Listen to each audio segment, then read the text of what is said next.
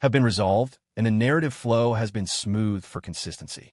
The lighting in the intensive care unit of Chicago General Hospital was dim and suffocatingly quiet, save for the rhythmic beeping of the monitors. A middle-aged man, skin pale as parchment, lay on the bed, his breathing shallow behind an oxygen mask. A doctor and a lawyer walked in. "Mr. Ford," the doctor began, hesitating. "The last bone marrow transplant showed some promise, but the cancer cells have metastasized throughout your body. I am afraid." "How long do I have?" Ethan Ford asked, his expression calm, his voice raspy. "Maybe 10 days. Possibly a month," the doctor said, trying to offer a sliver of comfort. 10 days. Ethan chuckled self-deprecatingly. He knew the reality was likely worse. "Mr. Ford, your wife, Lucy Yates, has filed a motion with the court. She's demanding an additional $5 billion from your $8 billion estate. This is the letter from her legal team." The middle-aged lawyer handed a document to him. Lucy, his wife, his college sweetheart. They had been married for 7 years. The night he was diagnosed with terminal cancer, she had stayed up all night, not to comfort him, but to draft a will, forcing him to sign it. 7 years of marriage, and it took his deathbed for him to see her true colors. Money. It was all for money. The affection, the memories, all fake. Ethan looked at the aggressively worded legal letter, warning him not to dispose of his personal assets. His eyes grew misty. He laughed bitterly, tears slipping from the corners of his eyes. He had spent 10 years in the business world, fighting tooth and nail to build a fortune worth billions. Yet in the end, there wasn't a single person who truly loved him, nor anyone he truly loved. Lying in this empty hospital room, with no family or partner by his side. It was pathetic. Reality was just a fleeting dream, ending in nothingness. "Attorney Zimmer, tell her not to bother counting the cash. Follow my will. Donate all my assets. Everything. To charity, to the underprivileged, to the state," Ethan said coldly. "Understood, Mr. Ford." "Oh, right. Mr. Ford, a woman asked me to give this to you yesterday." Attorney Zimmer pulled a cloth-wrapped package from his briefcase. It looked like a book. The doctor adjusted the bed, raising Ethan to a sitting position. "Mr. Ford, we'll let you rest now." The doctor and Attorney Zimmer left the room. Silence reclaimed the space. Ethan unwrapped the cloth. Inside was a yellowed, weathered diary. He gently opened it and saw the familiar name, Grace Miller. March 11th, 1998. Cloudy. Ethan Ford, that jerk, actually dared to let the air out of my bike tires. I'm so mad. I'm going to draw a pile of poop on his backpack. May 10th, 2000. Light rain. Ethan, that blockhead, forgot his umbrella and got soaked like a drowned rat. It was hilarious. June 5th, 2000. Sunny. SAT prep is coming up, and he actually fell asleep in class. He got chewed out by his mom tonight. He definitely doesn't know I'm the one who snitched on him. Huh. July 1st, 2000. Cloudy. Ethan tried to secretly change his college application preferences. I had to give him a roundhouse kick to wake him up. We agreed to go to the same university, and he wants to back out. March 6th, 2002. Cloudy. Ethan, that stinky guy. He's dating someone. Whoever likes that idiot must be blind. April 4th, 2002. Ethan talks about his girlfriend constantly. It's so annoying. Arg. So annoying. Sad face. Kept me up all night. Am I in love with him? Ugh, this sucks. May 20th, 2005. Sunny. Today is his wedding day. He asked me to be a bridesmaid. I refused.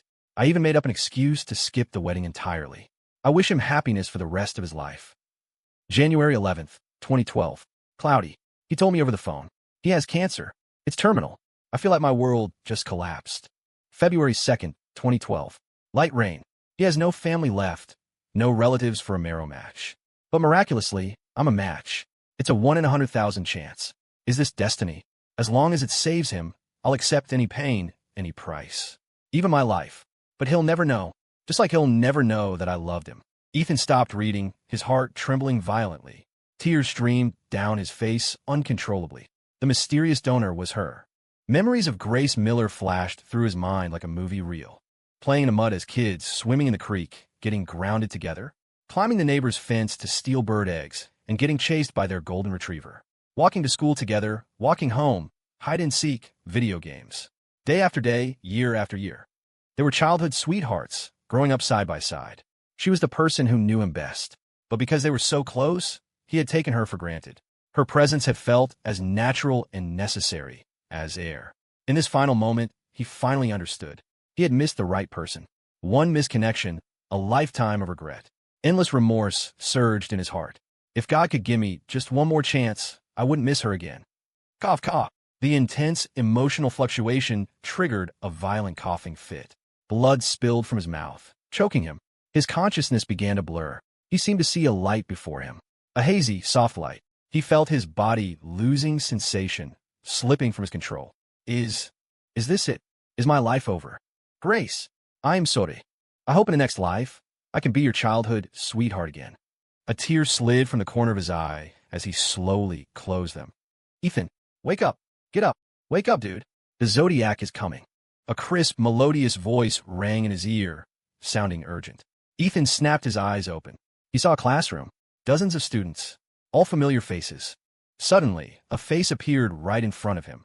Fair skin, delicate features, full of life. Her long, dark hair was tied back in a high ponytail, full of spirit, and her large, watery eyes were staring right at him. Her face held the tenderness of youth, vibrant and energetic, like the first breath of spring. Grace Miller. Ethan's eyes went wide. He stared at her in disbelief. What's happening? Wasn't I in the ICU? Didn't I die? Why are you staring at me? Get up, hurry. Mr. Zane is almost here. You want attention again? Grace glared at him. Is this a dream? Ethan's eyes turned red, but a laugh escaped his lips. He shot up from his seat and pulled her into a tight embrace. Even if it's a dream, this is enough. Grace, it's so good to see you. Ethan grabbed her shoulders, tears welling in his smiling eyes. Huh? What are you babbling about? What are you doing? Grace looked at him, completely bewildered. Ethan's bare hug drew the attention of the entire class. I won't miss you again. Ethan laughed, holding her shoulders firmly. Suddenly, he leaned in and kissed her. In that instant, the entire class gasped. Everyone was stunned. Grace's eyes went wide as saucers, and she froze like a statue. Silence. The entire classroom went dead silent. You could hear a pin drop. Jaws dropped. Eyes popped. Unbelievable. The school beauty, Grace Miller, was just forcibly kissed by Ethan Ford. Oh my God. Is he crazy? Ethan felt the warmth on his lips and paused. Huh. You can feel things in dreams. He licked his lips. Holy crap, it's actually sweet. You can taste things in dreams? Ethan pulled back, looking at Grace, whose face was turning as red as an apple. He looked shocked. This isn't a dream. Ethan Ford. Grace's face was burning. She shoved him away in shame and anger, then immediately executed a textbook judo shoulder throw. Bam. Ethan slammed onto the floor. The sharp pain in his back woke him up completely. He looked at the classroom ceiling, then at the shocked expressions of his classmates, and finally at the date written on the chalkboard at the back of the room. April 12, 2000. He finally reached a conclusion. I'm reborn. I'm back in the year 2000. The turn of the millennium. He remembered clearly. This year, Grace was 18. This year, they were seniors just 69 days away from the SATs and graduation. Ethan lifted his hands, looking at his pale, slightly scrawny arms, and smiled. I really did it. I'm back. Since God gave him another chance, he would live this life to the fullest. No regrets. And he absolutely wouldn't miss his chance with Grace Miller again. Ethan, did your brain short circuit? Grace appeared in his field of vision, her face flushed, glaring down at him. Hi there, Grace. Ethan grinned. Grace paused. What are you talking about? She crouched down, grabbed Ethan's arm, and twisted it in a joint lock. Talk. Why did you take advantage of me just now? Ow, ow, ow. Let go first. You talk first. Everyone's watching. Have you no shame? Let go. Grace glanced around. Indeed, the whole class was staring at them. The looks on their faces were beyond weird. Uncomfortable under the scrutiny, she released Ethan. If there weren't so many people watching, I'd dismantle you. Ethan stood up, sucking in a breath of cold air and rubbing his wrist. Grace still had those violent tendencies. She was exactly the childhood friend he remembered. Well, why did you kiss me? Grace wiped her mouth violently, almost scrubbing the skin off. Ethan had 1,000 things he wanted to tell her, but seeing her angry face, the words stuck in his throat. If he confessed right now, would she even want to be friends anymore? They were always joking around, but once romantic feelings got involved, the relationship could become fragile. In his memories, growing up, even in high school, he hadn't really seen her as a girl. And Grace hadn't seemed to see him as a guy. He didn't know what Grace was thinking right now. If the dynamic shifted too suddenly, it might backfire. Ethan decided he couldn't rush this. He needed to figure out where her head was at. I was dreaming. I dreamt you fell into a puddle, so I got excited and tried to give you CPR. Ethan made up a flimsy excuse. Grace. She pinched the soft flesh at his waist. You're the one who fell in a puddle. Ethan yelped. Don't worry, in the dream. I fished you out. Grace glared and was about to strangle him when the homeroom teacher, Mr. Zane, strode into the classroom. Class is in session. Mr. Zane taught math. He was old school, strict, and terrifying.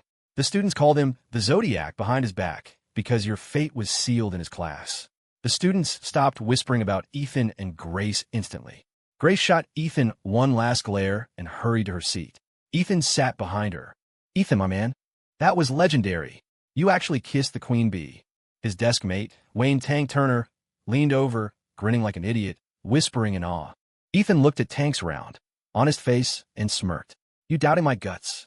Tank scratched his head, giggling. I wish I had half your guts, man. Tank was Ethan's best buddy, his ride or die since forever.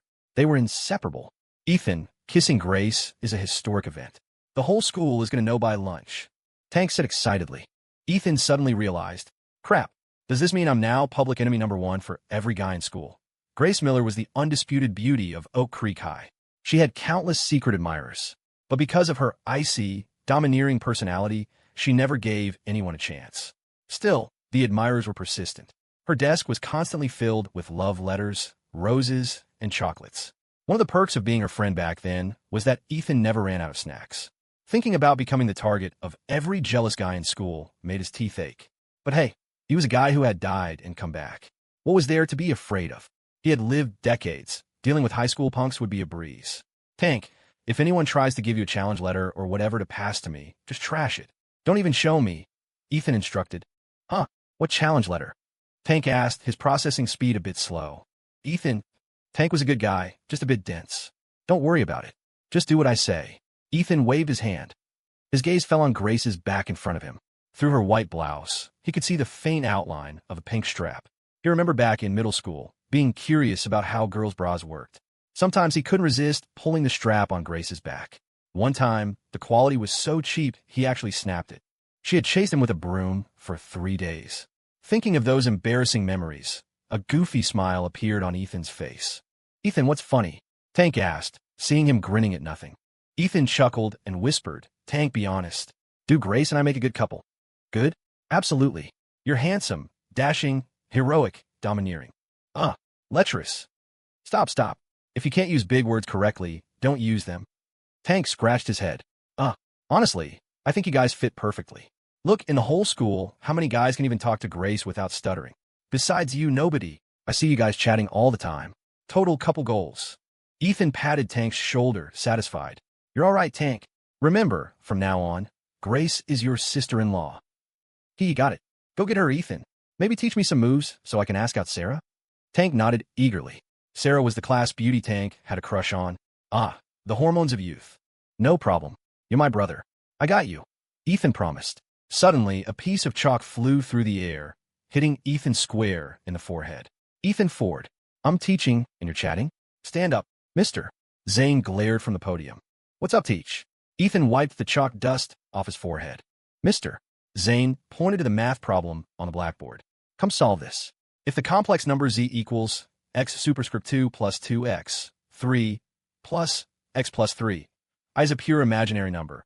What is the value of the real number x? The class turned to look at him. Many snickered. Everyone knew Ethan was decent at English and history, but his math scores were usually at the bottom of the barrel. They were waiting for the show. Thump, thump.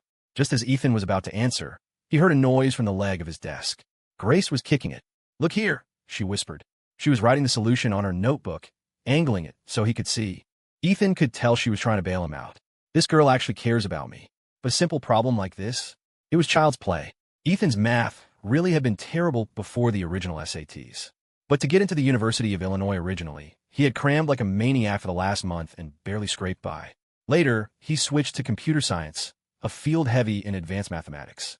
Calculus, algorithms, C++, he mastered them all. Ethan didn't consider himself a genius, but he was a top graduate from a major university with decades of experience. This high school algebra couldn't touch him. Why the silence? Cat got your tongue? You were talking happily enough a minute ago, mister. Zane scolded. Ethan smiled slightly, walked up to the podium, picked up a piece of chalk, and began writing rapidly. Solution. Since complex number z equals x superscript 2 plus 2x, 3 plus x plus 3, I is a pure imaginary number. Therefore, the real part x superscript 2 plus 2x, 3 is equal to 0, and the imaginary part 10 plus 3 is not equal to 0. Solving for x, we get x equals 1. Teacher, the answer is 1, Ethan said with a smile. The classroom was dead silent. The students stared at him in shock. Even Grace's jaw nearly hit her desk. When did Ethan get good at math? Mister. Zane was bewildered. He didn't expect Ethan to solve it. Did he study ahead? Well, yes. That is correct. You can sit down. Pay attention next time. Mister. Zane waved him away. Ethan grinned. Yes, sir. He sat back down, muttering to himself. Seems the stuff I learned in my past life is still useful. With his current knowledge, crushing the curriculum would be easy. If he took the SATs again, maybe he could aim for valedictorian, or at least top 100 in the state. Thinking about the exams in 2 months, Ethan actually felt excited. Dude, you're a legend. I thought you were going to crash and burn. Tank gave a thumbs up. Piece of cake. Ethan adjusted his collar. Just then, a small folded paper landed on his desk. It was for Grace. He opened it. You owe me one. Sad face, there was a cute, angry doodle next to it. Little brat. She thinks she helped. That was all my skill. Ethan ripped a piece of paper from his notebook, scribbled a reply, and tossed it back. Grace saw the note, opened it, and her face flushed red. She turned around and glared at him. Tank whispered, Ethan, what did you write? Why is she blushing? Nothing much. Ethan leaned back, relaxed. On the other side, Grace's desk mate, Chloe, noticed the blush too. Grace, what did Ethan say? Nothing. He's just a jerk. I'm going to kill him after school. Grace tried to hide her embarrassment. Under the desk, she looked at the note again. In addition to owing you one, I also owe you a kiss. You can collect it anytime. I'll be waiting. Jerk. Taking advantage of me. I'll fix you. Grace tore the paper into shreds, grinding her teeth. If I don't teach you a lesson, my name isn't Grace Miller. But deep down, she felt strange. Ethan was acting different today. Time flew. The final bell rang. Grace packed her bag quickly and left the classroom early. Ethan thought she might be shy about seeing him. Did my flirting backfire? I need to tone it down. Too aggressive might scare her off. Tank, let's bounce. Heading home. Ethan called out. Coming, Ethan. Tank grabbed his books. They all lived in the same housing complex for the workers of the Tri-State Steel Mill. Ethan's dad was a welder at the mill. His mom sold vegetables at a street stall. Grace's dad was a vice president at the plant, and her mom was a clerk there. Tank lived with just his mom, who worked in logistics. His dad was a drunk who caused trouble. They were divorced, but the dad still came around for money. Ethan remembered the fights in the neighborhood. After graduation, Tank's mom moved them away to escape him, and Ethan and Tank lost touch. A great friendship lost to circumstance. Not in this life. They walked to the bike racks near the football field. The racks were filled with rusty Schwinn's and Huffies. Ethan's bike was an old, heavy roadster his dad bought for $50 for his 16th birthday. Ethan went to unlock his bike, but stopped. The rear tire was completely flat. What the hell? Who slashed my tire? Ethan cursed. Do I have rivals already? Oh my, Ethan. Is your bike out of air? What a shame. Looks like you're walking. Grace rode by on her bike, feigning surprise. From her tone, Ethan knew immediately. She was the culprit. Ethan, you can ride on my pegs? Tank offered. No need. Ethan chuckled. He ran after Grace and jumped onto the back of her bike, sitting sideways on the cargo rack. All right, drive on, Grace. Grace glared back. Why are you sitting on my bike? Get off. Nope. You gonna bite me? Ethan said shamelessly. Grace bared her teeth. Try me. She grabbed his arm and actually tried to bite him. Ethan pushed her chin up with one hand and grabbed her waist with the other. She couldn't reach him. Are you a puppy? Actually biting? Good thing I have reflexes. Ethan laughed. Let go. I'm gonna bite you to death. Grace flailed. They wrestled playfully by the bike racks, drawing looks. Hey, isn't that Grace Miller? Whoa, she's getting physical with a guy. Is that flirting? Hearing the whispers, Grace panicked. Let go. Promise not to bite, and give me a ride home. Then I'll let go. You slashed my tire, didn't you? Ethan grinned. Fine. Let go. Grace nodded helplessly. Ethan released her. Grace immediately tried to stomp on his foot. Ethan pulled his leg back just in time. Miss me. Grace was fuming and wanted to start round 2. We going or not? People are watching. I don't care, I have thick skin. Ethan shrugged. Grace looked around. Being stared at was embarrassing. She was totally outmatched by Ethan today. It was infuriating. "Oomph. Just wait till we get home," she muttered. She started pedaling, carrying Ethan away. "Hey, wait for me." Tank pedaled furiously to catch up. Ethan sat on the rear rack, his left hand resting lightly on her waist. The cool spring breeze brushed against his face, carrying the scent of fresh cut grass. This was the spring of 2000. He took a deep breath and realized the air also carried the scent of Grace's shampoo. "Grace, what shampoo do you use?" Ethan asked. "Herbal essences." "Why? Smells good." "Oomph. If you want to use it, just ask. Just bring it back." "Really? Oh, please. Since when were you polite with me?" Ethan thought back. She was right. He had never been polite. The Ford and Miller families were close. Their moms were best friends. He practically grew up in her house. "Grace, your birthday is in 2 weeks, right?" "Yeah. Did you get a gift ready?" "Nope." "Grace." "Then why ask?" "Just checking." "So what are you getting me?" "Hee hee, something you'll definitely like." "I doubt it. We grew up together. You think I don't know what you like? You underestimate me." "Okay, tell me. What do I like?" Airplanes." "What? Why would I like airplanes?" "Because you have a runway right there." He gestured to her chest. "Huh?" "Ethan Ford, I need you to leave this area immediately at maximum velocity." "What? Get lost." Grace slammed on the brakes, trying to buck him off. But Ethan locked his hands around her waist, anchoring himself to her. He had to admit, Grace had a tiny waist, and it felt nice. "Oomph. Make me mad again, and I'll dump you in a ditch," Grace huffed, ignoring the hands on her waist. She seemed used to it. Okay, calm down. I'll treat you to a popsicle."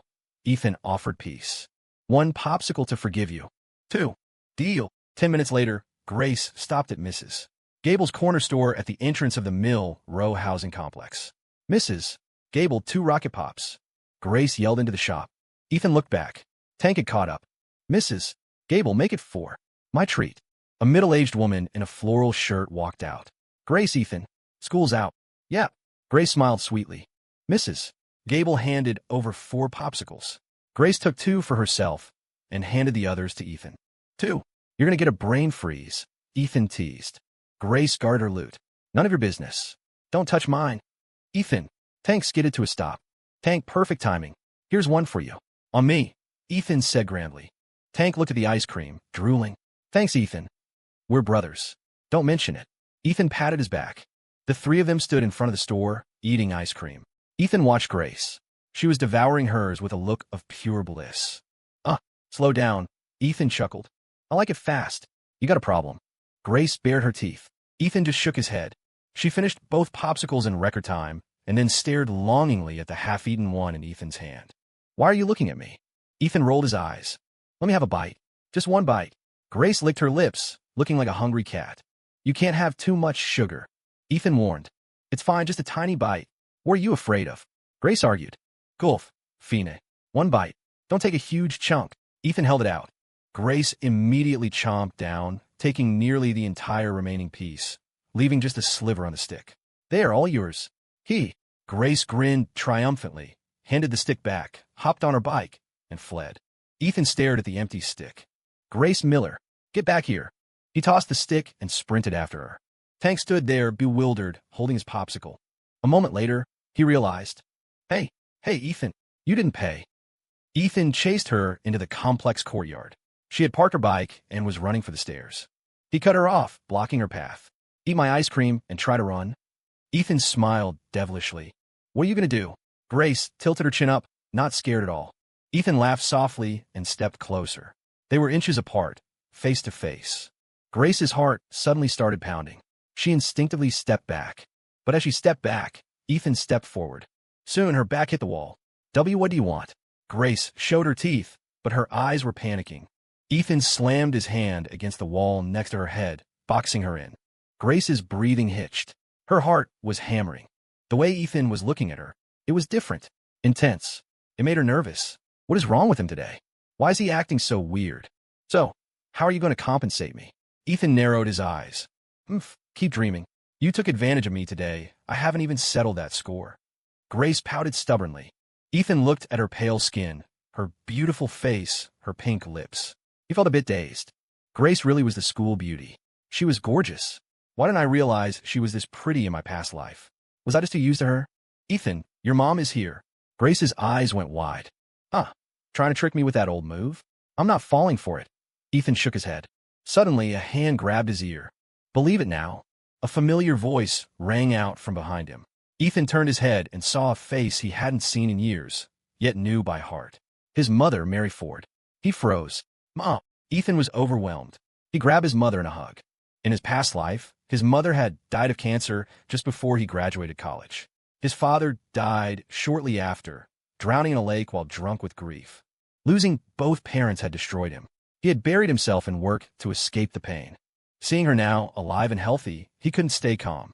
She had worked herself to death. They had been poor, spending everything on his education. She had ignored her illness until it was too late. Not this time. I won't let tragedy strike again. Mary was stunned. Then she grabbed his ear again. What is wrong with you? Did you get in trouble again? I told you. I can't cover for you anymore. Ow, ow. Mom, I didn't. I really didn't. Ethan laughed through the pain. Being scolded by his mom felt amazing. Really? Mary let go. Really? Asked Grace. Ethan rubbed his ear. To his shock, Grace put on a pitiful face. Mrs. Ford. He wasn't bullying me. Ethan. Mary grabbed his ear again instantly. So, you were bullying Grace. Grace, honey, don't worry. I'll deal with him. Grace flashed a bright smile. Okay, I'm gonna go then, Mrs. Ford. Bye, Mrs. Ford. Grace sprinted up the stairs, giggling. Ethan couldn't believe Grace had set him up at the last second. It took a solid 5 minutes of pleading to convince his mom he hadn't actually been terrorizing the neighbor's daughter. Back inside, Mary went to the kitchen to cook. Ethan stood in the living room. The apartment was small, company housing from a steel mill. 2 bedrooms, 1 bath, maybe 800 square feet. Looking around, nothing was new. The wooden table and chairs were covered in scratches and his dad's patch jobs. The fabric sofa was a hand-me-down from Grace's family, covered with a sheet his mom had sewn herself to protect the fancy furniture. In the center of the room sat a Hitachi 21-inch tube TV. Boxy, heavy, bought secondhand $4.200. That was a fortune for them back then. It was the only appliance they owned. The walls were bare except for his parents' wedding photo and his school achievement certificates. It was humble. Poor. Ethan knew they struggled. In this life, he wanted his parents to live comfortably. No more scraping for pennies. He clenched his fists, nails digging into his palms. He took a deep breath. Mom, Dad, no regrets this time. I will protect you. I will build a life for us with my own hands. Ethan turned on the TV. The screen flickered with static and snow. Unwatchable. Needs fixing. He ran to his parents' room and grabbed the toolbox. Half an hour later, Mary called out from the kitchen. Ethan, what are you doing? Why is it so quiet? No answer. Curious. She wiped her hands on her apron and walked out. W, what are you doing? Mary stared at the living room floor. The TV was dismantled. Shell here, tubes there. Mom, fixing the TV, Ethan said without looking up. He was a top-tier computer science grad. Fixing a motherboard or designing a circuit was his trade. An old CRT TV? Child's play. What? Fixing it? Oh my God, don't break it further. If your dad finds out, he's gonna tan your hide. Mary rushed over. You're a high school student. What do you know about electronics? Put it back. Hurry. He'll be home any minute. Mom, done. Ethan grinned, wiping grease on his pants. Done my foot. Put it back together. Mary scolded. Okay. Ethan reassembled the casing and lifted the heavy box back onto the stand. He pressed the power button. The screen flickered, then stabilized. A clear, colorful picture appeared. Mary's jaw dropped. Lord have mercy. Son, you actually fixed it? It had been broken for months. Repairs cost money they didn't have. She never expected her son to fix it. Ethan dusted his hands. Yeah, resistor blew on the main board. I bypassed it with a wire. Good as new. Resistor? What? Mary was lost. Doesn't matter. It works. If it didn't, Dad would have killed me. Ethan laughed. Mary beamed. You saved us a pretty penny. Just then, heavy footsteps echoed in the hallway, followed by the key in the lock. Honey, Ethan, I'm home. A tired, gravelly voice called out. The door opened. Frank Ford stood there in his blue factory coveralls, stained dark with grease and soot. His hair was a mess, like a bird's nest. Dad, you're back. Ethan greeted him happily. His father was a man of few words. A good man. He worked himself to the bone without complaint. He was only in his early 40s, but his temples were gray and deep wrinkles carved his face. He looked 50. Frank saw his son and managed a tired smile. Yeah, late shift. Had a rush order. Mary, is dinner ready? I am starving. Almost. Just frying the veggies. Go wash up. Look at your hands. They're black as coal. Mary laughed. All right. Frank chuckled, dropping his canvas bag and heading to the bathroom. When he came out, drying his hands, he noticed the TV was on, playing the news. Huh, the TV is working? I thought the tube was shot. Did you take it to the shop, Mary? He asked. Mary set down a plate of green beans. Nope, your son fixed it. What? Ethan fixed it? Frank looked at Ethan, stunned. Ethan scratched his head. Yeah, read about it in a magazine. Figured I'd give it a shot. Huh, that's my boy. A genius. You're gonna go further than me. That's for sure. Frank clapped his hands excitedly. Parents always seem to find immense joy in their children's smallest achievements. Just luck, Ethan said humbly. Frank walked over and squeezed Ethan's shoulder. Son, study hard. Go to college. Don't end up uneducated like me. In this world, you gotta have that degree to get ahead. Ethan nodded solemnly. I know, Dad. Mary brought out the second dish. Pan-fried Brussels sprouts with pork slices. Dinner's ready. The three sat around the small table. A pot of porridge, 2 dishes. The green beans were clearly the tough, unsold stems from Mary's stall. The pork dish had maybe 15 thin slices of meat, about 3 ounces for 3 people. Ethan looked at the food. He hadn't realized how poor they were back then. He remembered eating meat every day. Now he realized his parents gave it all to him. Eat, son. Why are you staring? Have some meat. You look skinny. Mary put 2 slices in his bowl. Frank took a sip of cheap liquor and pushed the meat toward Ethan, eating only the sprouts. Sprouts are crisp today. Good job, honey, Frank praised. Ethan watched them, eyes burning. The love was overwhelming, and the poverty was heartbreaking. Mom, Dad, I swear, I will give you a better life. I swear it. After dinner, Ethan went to his room to start his homework. He pulled open his curtains and yelled across the alleyway. Grace! Grace Miller! The curtains opposite him parted. Grace appeared. Their apartments mirrored each other across a narrow gap, maybe 8 feet. What do you want? Grace asked, arms crossed. Nothing. Just wanted to see if you were full. I ate ages ago. If that's it, I'm doing homework. Grace turned back to her desk, but she didn't close the curtains. Ethan sat down. From his angle, he could see her profile. She was writing something. Grace was indeed writing, but not homework. Her diary. April 12th, 2000. Ethan actually dared to kiss me. In front of everyone. I could die, but after school I slashed his tire. Ha ha ha ha. As she wrote, a smile crept onto her lips. The image of the kiss kept popping into her head. It had been playing on a loop all afternoon. Was he doing it on purpose? Why did he kiss me, and the way he looks at me? It's weird. Grace rested her chin on his hands, staring at the wall, swinging her legs under the chair. Does Ethan like me? She shook her head. Puffed. No way. He just likes bullying me. Jerk. Total jerk. Achoo. Ethan sneezed. Who's talking trash about me? He looked across. Grace, are you cursing me? How did you know? Grace turned around. Ethan knew it. Since they were alone, time to probe. Ethan pulled his chair to the window and waved. Grace, come here. What? Sit closer. Let's talk.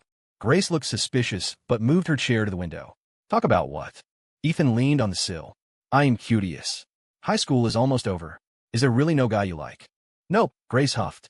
So what's your type? Dunno. Haven't thought about it. Someone handsome, I guess. Handsome? So, me? Ethan, your ego is bulletproof, isn't it? Be honest. Is your standard based on me? Grace blushed. No, definitely not. She had wondered about this.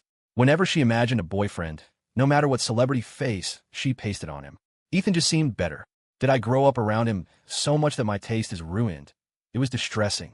You really have no imagination? Ethan asked. No, I just want to get into college. Dating doesn't give you extra credit on the SATs, Grace said seriously. Ethan sighed. Grace's attitude was clear. She had no attitude. Winning her over is going to be a long game. Wait, when did she start liking me in the past life? It was a mystery. A woman's heart is a needle in the ocean, and Grace's heart was in the Mariana Trench. Ethan, you call me over just to ask that?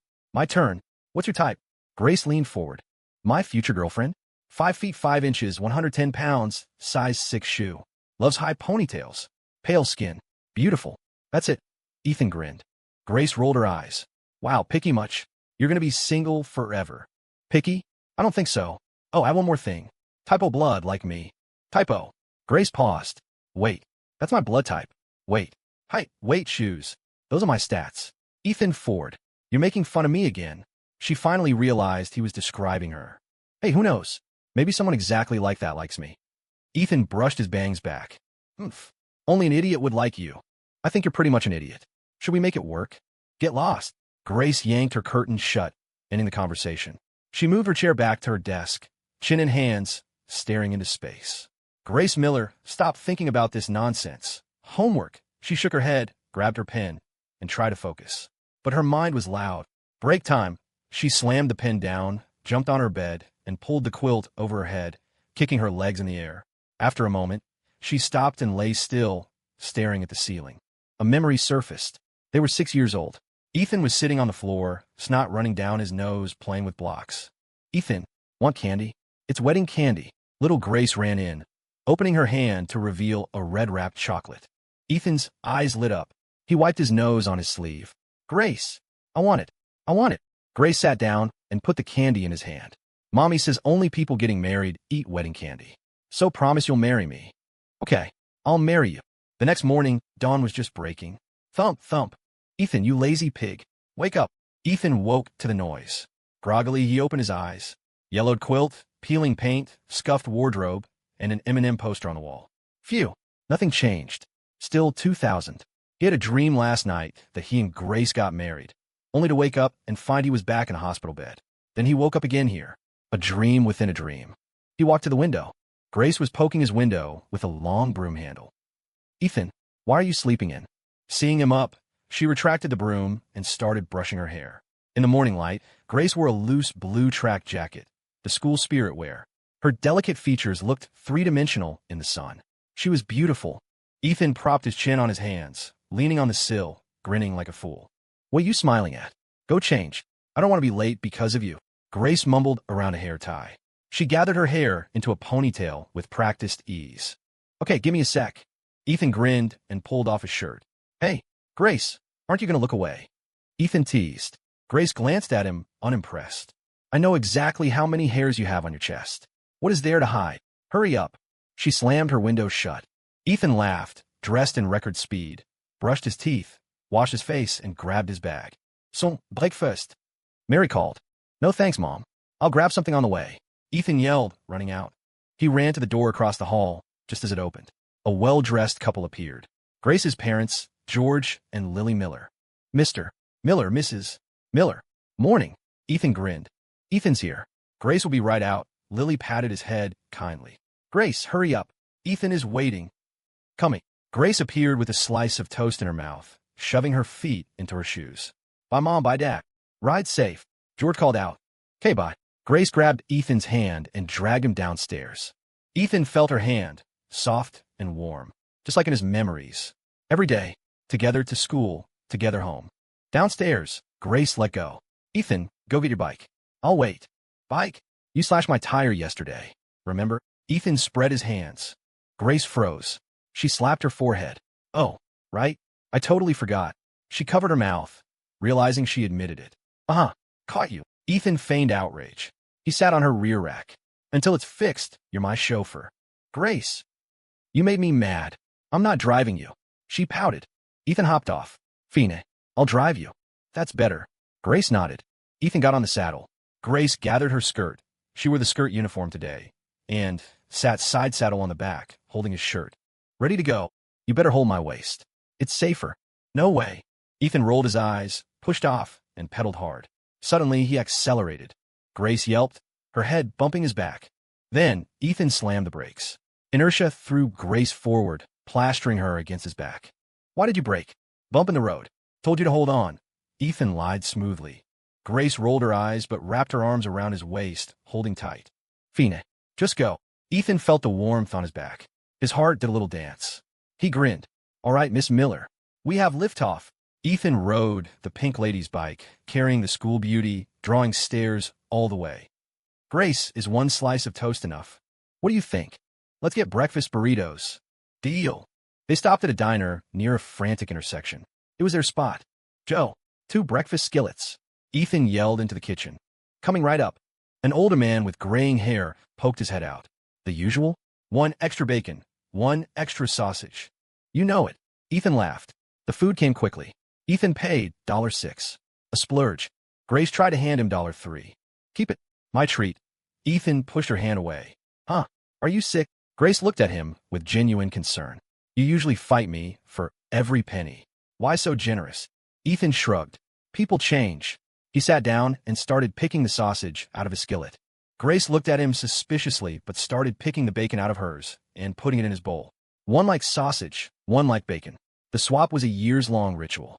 Grace started eating, stealing glances at Ethan. He was different, but she couldn't put her finger on it. Grace, you have dark circles, Ethan noted. Edo. Grace rubbed her eyes. She hadn't slept well.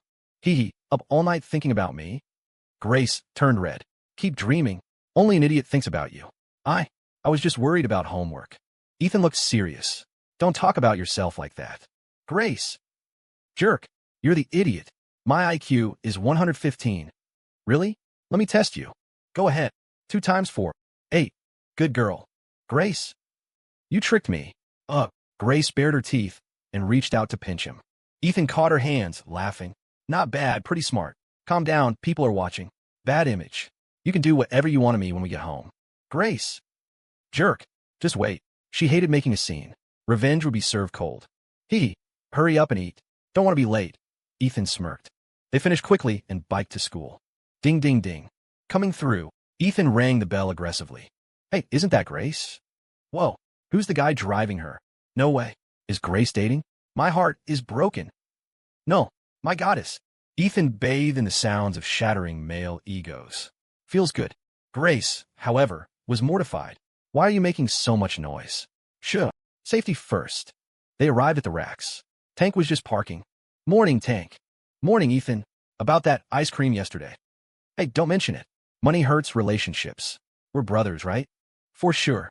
Ethan is my brother forever. Good man. I knew I could count on you. Hey, I'm parched. Is that your yoo-hoo? Yeah, Ethan. Want a sip? Don't mind if I do. Ethan grabbed the bottle and chugged a massive gulp. Biking was hard work. Ethan handed the bottle back. Not bad. Refreshing. I'll head up first. Okay. Tank stood there, watching Ethan walk away. He shook the bottle. Empty. My yoo-hoo. Grace covered her mouth, giggling. Ethan is so bad. She ran to catch up. With the SATs looming, classes were mostly self-study and mock exams. Ethan breezed through the English and history tests. Math was a joke now, but physics and chemistry? He'd forgotten a lot. He needed to review. Last period was study hall. Ethan dug through his pockets. A few crumbled dollar bills. He had $8 total. Not enough for Grace's birthday gift. Grace acted tough, but she loved cute things. She wanted this giant teddy bear in the mall window. It was person-sized, but it cost over $100. In 2000, for a high school kid, $100 was a fortune. Ethan, you've counted that money 10 times. It's not going to multiply, Tank whispered. Tank, you want to make money? Heck yeah, but my mom says focus on school. No jobs, Tank sighed. Come with me after school. We got work to do. Ethan patted his shoulder. Okay. School let out. Ethan and Tank bolted. Ethan, where are you going? Grace called out. Hanging with Tank. Go home without me. Don't miss me too much. Ethan waved without looking back. Grace stomped her foot. Jerk. I'll walk. Tank biked Ethan to the commercial district near the school. Here, Tank. Computer stores. Ethan pointed. Ethan had a plan. He knew the future, but he needed startup capital. In his past life, he made his first pot of gold developing a game later bought by a giant tech firm. But he couldn't do that yet. Hardware was limited. He needed quick cash. He was a computer science pro. Repairing hardware was the answer. Whoa, Ethan, look. Computers. Man, I want one so bad. How much are they? Tank drooled over a display window. Read the sign, Ethan said. Tank looked. The prices were astronomical. $1,899? $2,100. Holy crap. That's just a basic setup, Ethan noted. Pentium 3, 500 megahertz. 64 megabytes RAM. 3 gigabytes hard drive. Windows 98. Garbage by modern standards. But top tier in 2000. And priced like a used car. Most families made $2,000 a month. This was a luxury item. Sir, can't you fix it here? I need it. I can't play Diablo without it. Kid, I told you, I'm a retailer. I have to send it back to the factory. I can't fix boards. How long? 20 days. Maybe a month. What? No way. You have to fix it in 3 days, or I'm reporting you. Hey, don't be unreasonable. Loud arguing from inside the shop caught their attention. Ethan peeked in. A rich-looking student in a varsity jacket was shouting at the owner. I can't help you, kid. Take it home. I bought it here. Fix it. The student, Jason York, was furious. The owner, a chubby man named Sal, was sweating. Maybe. I can try. A voice came from the doorway. Sal and Jason turned. Ethan stood there, wearing his school jacket, smiling confidently. You? You can fix computers. Sal looked Ethan up and down, skeptical. A high school kid? Please. Boss, I studied this. Can't hurt to let me look, Ethan said calmly. Jason asked, for real? You can fix it. I'll know once I see it. Jason saw the confidence in Ethan's eyes. He hesitated. He didn't want to wait a month. Fina, take a look. Jason decided. Sal's eyes bugged out. Hey, if he breaks it, that's on you. Jason glared. It's my computer. If he breaks it, I'll buy another one. Sal, shut up. Fine. But no warranty if he messes it up. Tank whispered. Ethan, do you actually know how? Did I say I didn't? Ethan smirked. Ethan walked over. He turned it on. System load. Blue screen of death. Classic. It loaded the OS but crashed before the desktop. Graphics card issue. Well, Jason asked anxiously. Sal shook his head. Hardware failure. Has to go back to the factory. Don't bother, kid. Ethan smiled. Not a big deal. No need to ship it. I know the problem. What? Really? Jason lit up. Ethan pointed to the tower. Graphics card. Let me open it. Boss, screwdriver. Sal handed him a toolkit, confused. Ethan opened the case. He pulled out the card. A LEDTech S320. High-end. $250 card. He examined it. Smiled. Just as I thought.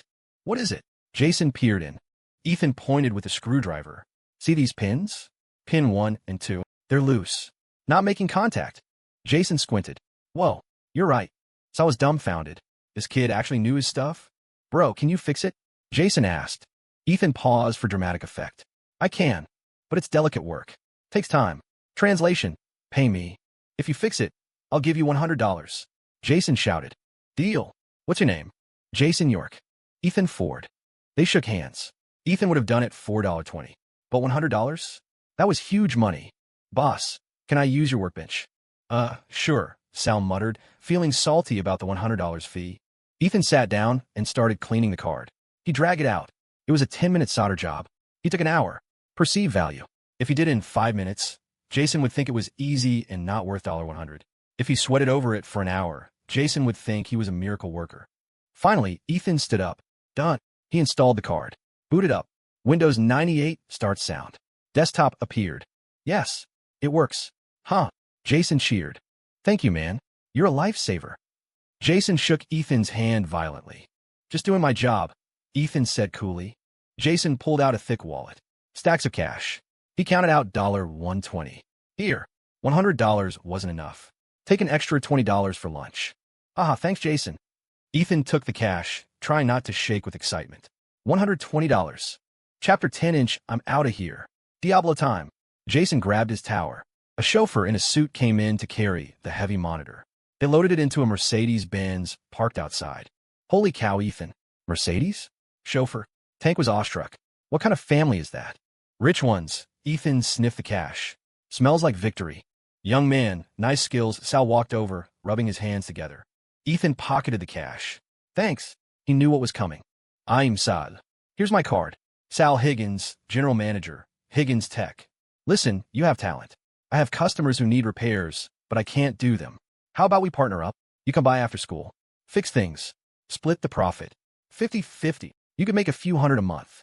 Sal painted a rosy picture. Ethan looked at him calmly. Boss, your offer lacks sincerity. 50-50? I'm doing the work. If that's the deal, I'll go to the electronics mall downtown. They'll give me a better rate. Let's go, Tank. Ethan turned to leave. Wait. Sal grabbed him. Don't be hasty. If 50-50 is no good, what do you want? Ethan held up 2 fingers. 80/20. I get 80. What? 80/20ths? Sal gasped. Take it or leave it. Okay. 80/20ths. Sal grimaced. Better than nothing. And I collect payment directly from the customer, Ethan added. Fine. Sal sighed. Pleasure doing business, Sal. Ethan shook his hand. Ethan and Tank walked out. Ethan, you almost gave me a heart attack. I thought you blew it. Tank said. It's called negotiation, Tank. Know your worth. Walk away if they lowball you. Tank nodded, worshipping Ethan. Ethan, you're a god. Where to now? Home. No, to the mall. Why? To buy a gift for Grace. Grace Miller lay slumped over her desk, staring out the window at the house across the way. Ethan Ford's bedroom window was shut tight, the curtains drawn. "Is that jerk Ethan not back yet?" she muttered, pouting. She stood up, grabbed a clothes pole, and poked at Ethan's window across the gap.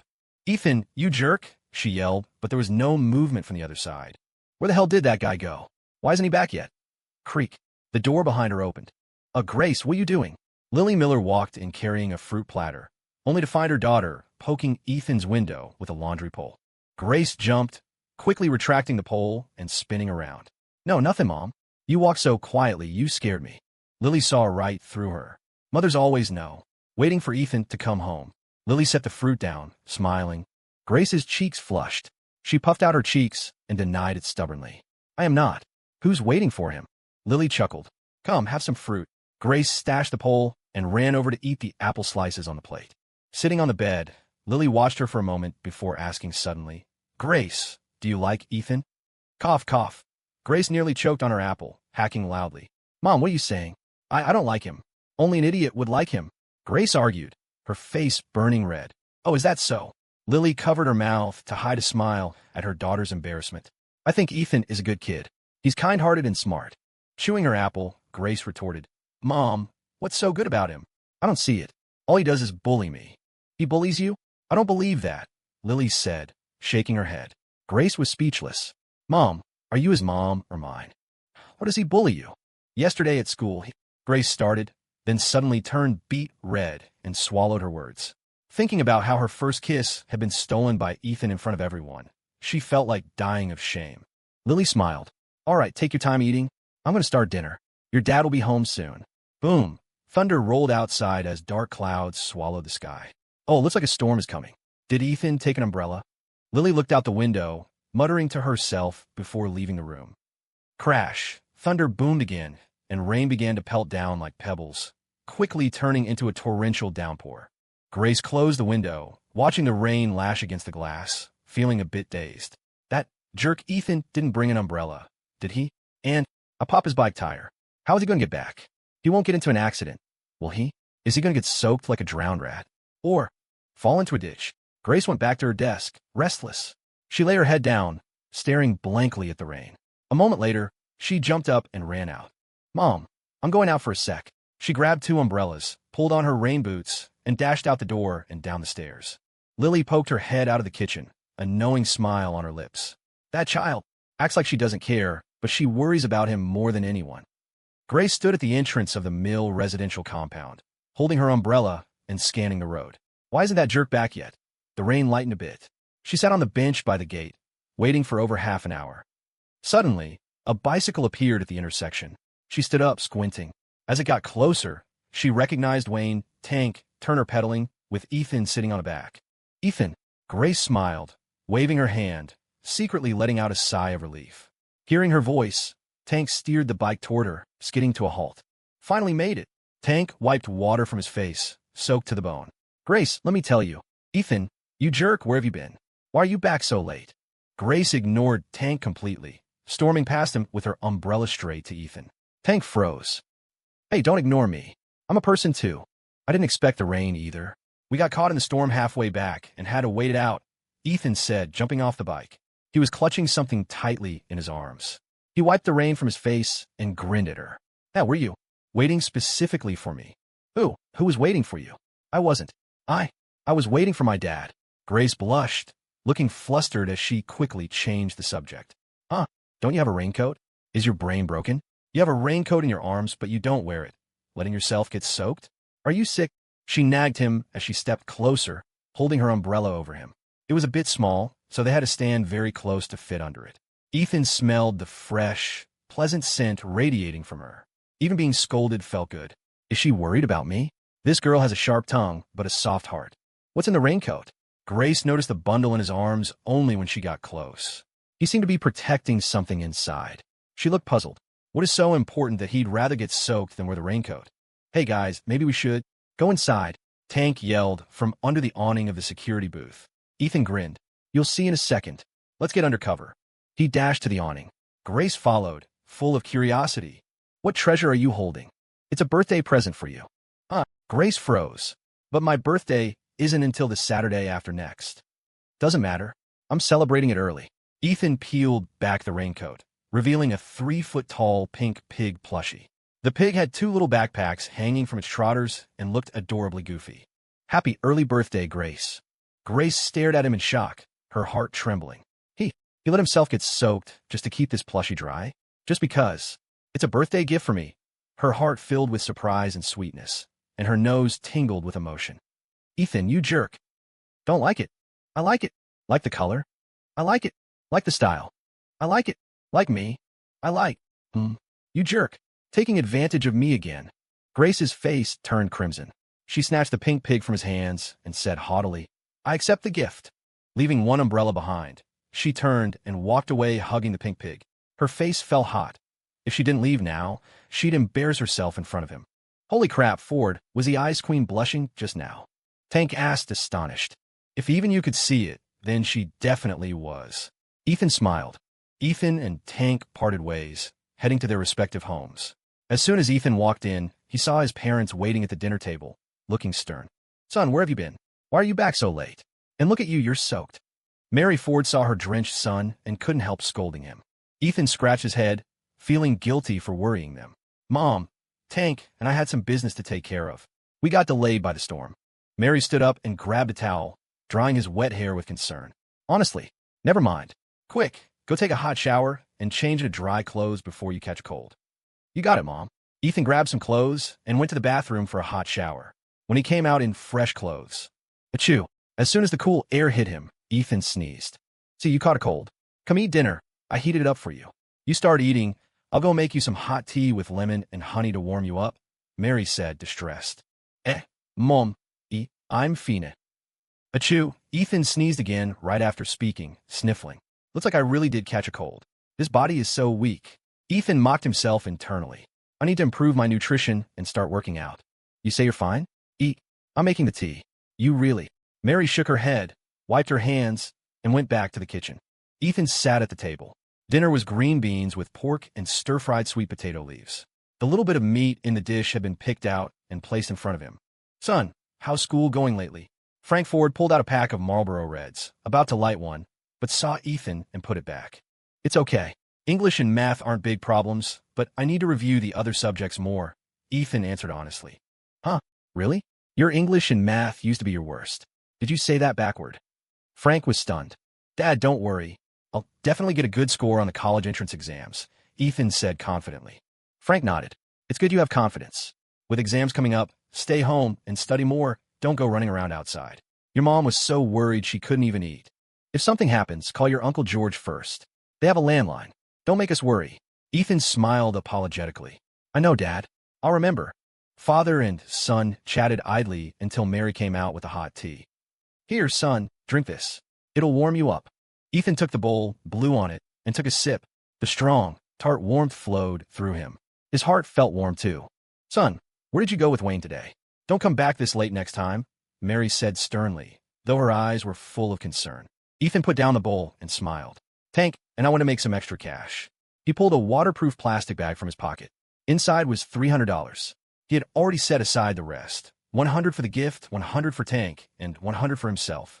This remaining 300 he planned to give to his mom to improve the family's meals. "Mom, take this $300. Use it to buy some better food." Mary and Frank stared at the money in his hand, dumbfounded. $300. That wasn't a small amount. It was a significant chunk of Frank's monthly salary at the struggling mill. "Son, where did you get this money? You didn't do anything illegal, did you?" "Son, we might be poor, but we can't do anything shady." Mary didn't take the money, asking nervously, "How could a high schooler make that much in a day?" Frank frowned, his voice sharp. "Speak up. Where did this come from?" Under their strict gaze, Ethan quickly explained. He told them he earned it by repairing computers and selling parts, fair and square. Hearing his explanation, their faces finally relaxed. Mary took the money, hugged Ethan excitedly, and kissed his forehead loudly. "Oh, my good son, we were wrong to doubt you. You really are capable. Mom is so happy." Mary beamed with joy. Frank looked gratified as well. "I always said my son was smart since he was little, huh?" Ethan, that sounds a bit revisionist, Dad. "Mom, Dad, now that I can make money, we don't have to be so frugal. Let's add more meat to dinner. You guys need to eat well, too." He noticed his parents barely ate any meat, saving it all for him. "That wouldn't do. Long-term malnutrition was probably why his mother's health eventually failed in his past life. Mary counted the bills without looking up. We're done growing. It doesn't matter if we eat meat. I'm saving this money for your college fund. Frank sighed. Yeah, so. Tri-State Steel is doing worse every year. Rumor has it that for the economic restructuring, corporate in Pittsburgh might shut us down. If that happens, over 3,000 workers might get laid off. We need to save every penny. Ethan froze. He suddenly remembered that in his previous life, his father was indeed laid off in 2001. The Rust Belt collapse devastated families, sending many into poverty. Really? No way. Would the government just watch us lose our livelihoods? Mary's face paled. Frank rubbed his temples. It's all over the mill. I think it's likely. There's no other way. The mill is losing money. We rely on subsidies just to make payroll. It's only a matter of time. This news was a heavy blow to the family. Mary looked burdened. Her small income from selling vegetables only supplemented the household. Frank was the pillar. If he lost his job, the pillar would crumble. Silence fell over the dinner table, the atmosphere heavy and oppressive. Mom, Dad, don't worry. I can make money now.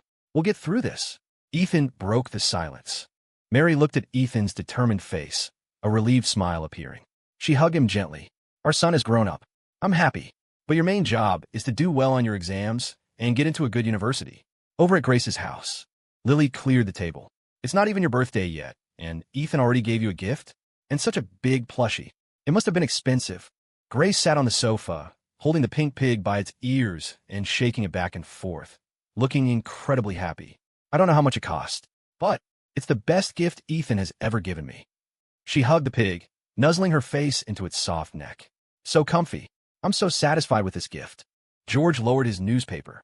Grace, since Ethan gave you such an expensive gift, you should think about getting him something nice in return. Yeah, I know, Dad. I'll think about it, Grace replied cheerfully. Mom, Dad, I'm going to my room to study. She jumped off the sofa, hugging the pig, and darted into her room, closing the door. That child hasn't let go of that doll since she got back. Lily shook her head, smiling. George put down his newspaper and chuckled. It means Ethan bought the right gift. That kid has always been smart. Lily wiped her hands. They grew up together. Of course he knows what she likes. She paused for a moment. George, do you think there's something going on between those two? George took out his reading glasses. That depends on fate. Matters of the heart are up to fate. I like Ethan, but it doesn't matter if I like him. Grace has to like him. Lily wiped the table. I don't think that girl hates him, that's for sure. In her room, Grace rolled around on her bed with the pink pig. Why isn't that jerk Ethan back in his room yet?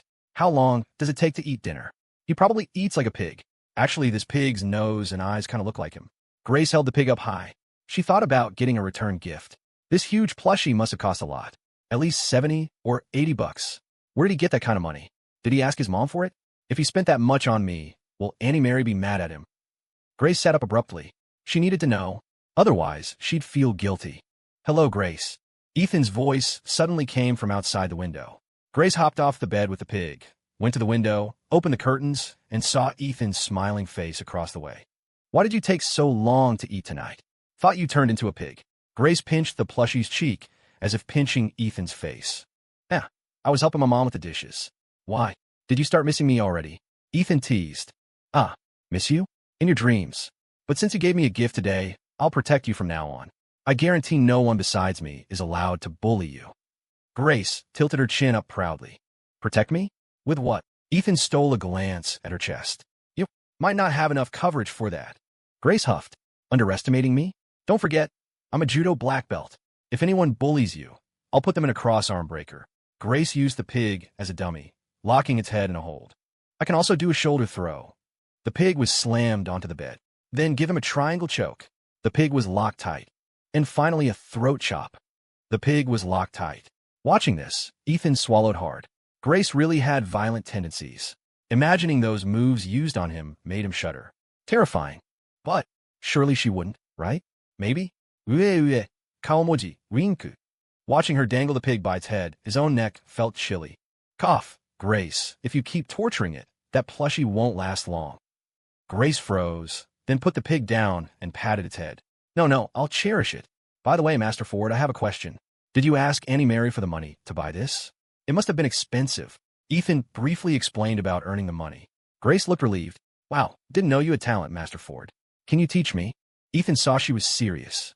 The Ice Queen learning computer repair? That would shock everyone. I can teach you, but, heh, there have to be conditions, right? Grace paused, then grabbed the pig by the neck, held it high, and spoke in a terrifyingly calm voice. You dare negotiate conditions with me? Ethan, this demoness is not to be trifled with. Cough, don't be like that. I was just joking. With our relationship, who needs conditions? If you want to learn, I'll teach you unconditionally. Grace put the pig down. That's more like it. When are you coming over to teach me? Ethan pointed at her room. In your room. Why not? Sure, very sure. Haha. Why does your laugh sound so perverted? Does it? You slander me. Just then, a knock came at Grace's door. Grace, do you want some fruit? It was Lily's voice. Mom, I'm good. I need to finish homework. Grace shouted back. All right, I'll leave it on the table. Come get it when you want, Lily said. Okay, Mom. Hearing the footsteps fade, Grace turned back and saw Ethan wiping his nose with a tissue. Achoo, achoo. Ethan sneezed twice in a row, sniffling. Grace's heart tightened. You didn't catch a cold, did you? I'm fine. Just a little chill from the rain. I'll sleep it off. Ethan wiped his nose and forced a smile. Then go rest. Did you take any medicine? Grace asked, clutching the pig's ear. My mom made me some hot tea. I don't think I need medicine.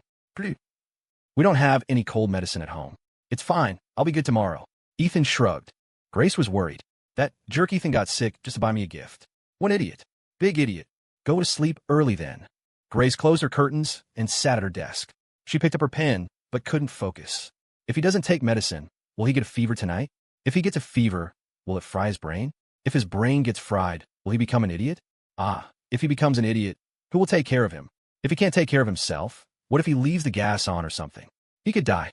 Oh God, the consequences are too serious. Grace chewed on the end of her pen, spiraling into panic about Ethan dying from a cold. She paused. Am I overthinking this? His constitution isn't that weak, is it? But what if it is? Should I bring him some medicine? Grace thought for a moment, then stood up and tiptoed to the door. She pressed her ear against it. Silence in the living room. Her parents seemed to have gone to bed. She let out a breath and slowly opened the door, stepping lightly to avoid making noise. She went to the TV cabinet in the living room and opened it, searching the first aid kit. Where is it? I remember it being here. Grace scratched her head, puzzled. Grace, what are you looking for? Lily's voice suddenly sounded behind her.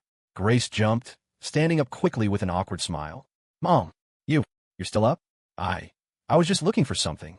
Lily glanced at the open kit and smiled. The cold medicine is in the left drawer. Grace froze. She didn't understand how her mother knew. Your Auntie Mary told me Ethan might have a slight cold. You want to bring him medicine, right? Lily saw right through her daughter's little scheme. Grace's face heated up. She pouted, thinking of an excuse, but decided to admit it. I wasn't. Okay, fine, yes, Mom. Go take it to him. I'm going to bed. Lily smiled and turned away. Grace exhaled, opened a drawer, and found the medicine. She grabbed it and went out the front door, crossing the hall to knock on Ethan's door. Who is it? Mary opened the door and saw Grace standing there prettily. Grace? What's wrong? Auntie, I heard Ethan has a cold. This is some medicine. He should take it. Grace handed over the box from behind her back. Mary took it, patting her head gently. Thank you, Grace. Grace stuck out her tongue playfully. Make sure he takes it and sleeps early. Auntie, I'm going back now. See you tomorrow. Okay, see you tomorrow. Grace felt much lighter after delivering the medicine. She returned to her room and finished her homework. By the time she was done reviewing, it was 11 p.m. A wave of drowsiness hit her. She yawned and stretched, her slender figure silhouetted in the light. Is that jerk asleep? She went to the window, peeked through the curtain, and saw his lights were out. He must be sleepy from the medicine. He should be better tomorrow, right? She leaned on her hands at the window, talking to herself. Seeing his room stay dark, she closed the curtains and went to bed, hugging the pink pig. She fell asleep quickly. That night, she had a strange dream. She dreamed Ethan was sick, shivering, and saying he was cold. There was nothing to keep him warm, so she hugged him tightly. They embraced like that for a while until he stopped shivering. She asked, Ethan, feeling better? Much better. Ethan turned around, but instead of his face, it was the pink pig's face. Monster. The pig face was cute, but on Ethan's body, it was terrifying. Monster. Take my cross-arm breaker. Grace instinctively locked the pig-headed monster in a hold. Grace. Wake up, time for school. Why are you talking in your sleep? Her mother's voice woke her. Grace opened her eyes to see Lily's face. Mom, morning. Lily didn't speak, just covered her mouth and giggled. looking at something funny. Grace followed her gaze and looked down. She had the pink pig in a deadly wrestling lock. It really was a dream. All right, get up and brush your teeth. I made fried eggs and apple cinnamon oatmeal. You take a thermos of it to Ethan, too, Lily urged. Grace's eyes lit up at the mention of oatmeal. Yay, but then she realized, if Ethan hadn't gotten sick, she probably wouldn't be getting this special treatment. Damn, Mom, am I your biological daughter? After Lily left, Grace grabbed her laundry pole and performed her familiar routine of poking Ethan's window. Hey, lazybones, get up. You're going to be late. A moment later, the opposite curtain opened. Ethan appeared, rubbing his sleepy eyes. Morning, Grace. Morning, my foot. Go brush your teeth. I'm bringing you breakfast. Grace mimicked Lily's tone, but she added with concern, How are you feeling? Better. Ethan yawned and stretched. Much better. Thanks to your medicine last night. Thanks. He had felt weak the night before, symptoms worsening. But Mary brought the medicine, saying Grace delivered it. Ethan knew she cared. He slept early and woke up feeling fine. Don't mention it. I'm just loyal like that. Grace patted her chest. Ethan glanced at her. Hey, easy on the patting. Any harder, and it'll get even flatter. Grace. Ethan Ford, prepare to die. Slam. Grace slammed the window and curtains shut. Her chest heaved with anger. That jerk, daring to say I'm flat. The audacity. She looked down her collar. It's a little small, but not flat. Where's it flat? I'm developing normally, okay? Ugh, I'll deal with them later. Grace put on her uniform and stormed out to brush her teeth. At the table, she saw 2 matching thermoses packed. The aroma of apple cinnamon oatmeal made her mouth water. Mom is too good to that jerk. Grace, don't forget to bring it to Ethan. By the way, taste it to see if it's sweet enough. If it's too bland, add some sugar, Lily called from the kitchen. Grace's eyes darted around mischievously. She grinned. Mom, I feel it's a bit bland. Ethan has weird tastes. He likes things salty. I'll add a little salt for him. Knock, knock. Ethan's door sounded. Mary opened it to find Grace standing there with 2 thermoses. Morning, Annie. My mom made breakfast for Ethan, too. Apple cinnamon oatmeal. Oh, she said you should come over and have some before you set up your stall. Grace smiled sweetly. Okay, I'll be right over, Mary replied, then turned back to yell. Son, Grace is waiting for you. Hurry up. Coming. Ethan shouted back. A moment later, he rushed out with his backpack. Morning, Grace. Oomph. Grace gave a haughty snort and turned to go downstairs. Ethan chuckled secretly. Did I make her mad? Mom, I'm off to school. You two be careful on the road. Will do. Downstairs, the sky was just beginning to brighten. Beautiful red clouds stretched across the eastern horizon, vibrant against the dim morning. Grace, look. The sunrise is beautiful. Ethan pointed at the fiery clouds. Grace wheeled out her bike and looked up, stunned by the beauty. It really was lovely. If only I had a phone to take a picture. Ethan sighed. What are you dreaming about? Cameras take pictures, phones make calls. Did the fever fry your brain? Grace mocked him mercilessly. Ethan paused. Right, phones couldn't take pictures yet. The hottest phone was the Nokia 3310. Great for snake, bad for photography. Maybe one day phones will do that, Ethan smiled. Who knows? Anyway, this thermos is yours. Don't mix them up. It's the one on the left. Grace instructed solemnly, pointing to the left side of her bike basket. Since both were identical stainless steel thermoses with no labels, position was the only identifier. Aren't they the same? Why distinguish? Unless you got more apples in yours. Ethan teased. It's because I already took a bite of the one on the right. It has my germs, so you can only eat the left one. Grace quickly made up an excuse. So what? I've eaten plenty of your leftovers growing up. Like your half-eaten lollipops. Ethan sat on the back rack of her bike. If you have the nerve to say that, get off. You expect me to carry you. Grace let go of the handlebars. Come on. Can't you care for a patient? Have some humanitarian spirit. Ethan held his forehead, acting weak. Stop faking. Want to taste my cross-arm breaker? Grace cracked her knuckles menacingly. I am cured. I'll drive. Ethan quickly hopped onto the seat. 1 second later, and he might have been decapitated.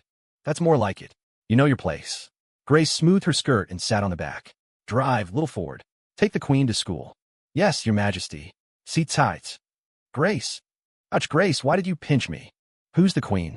Call me Your Highness. They arrived at school chatting and bickering.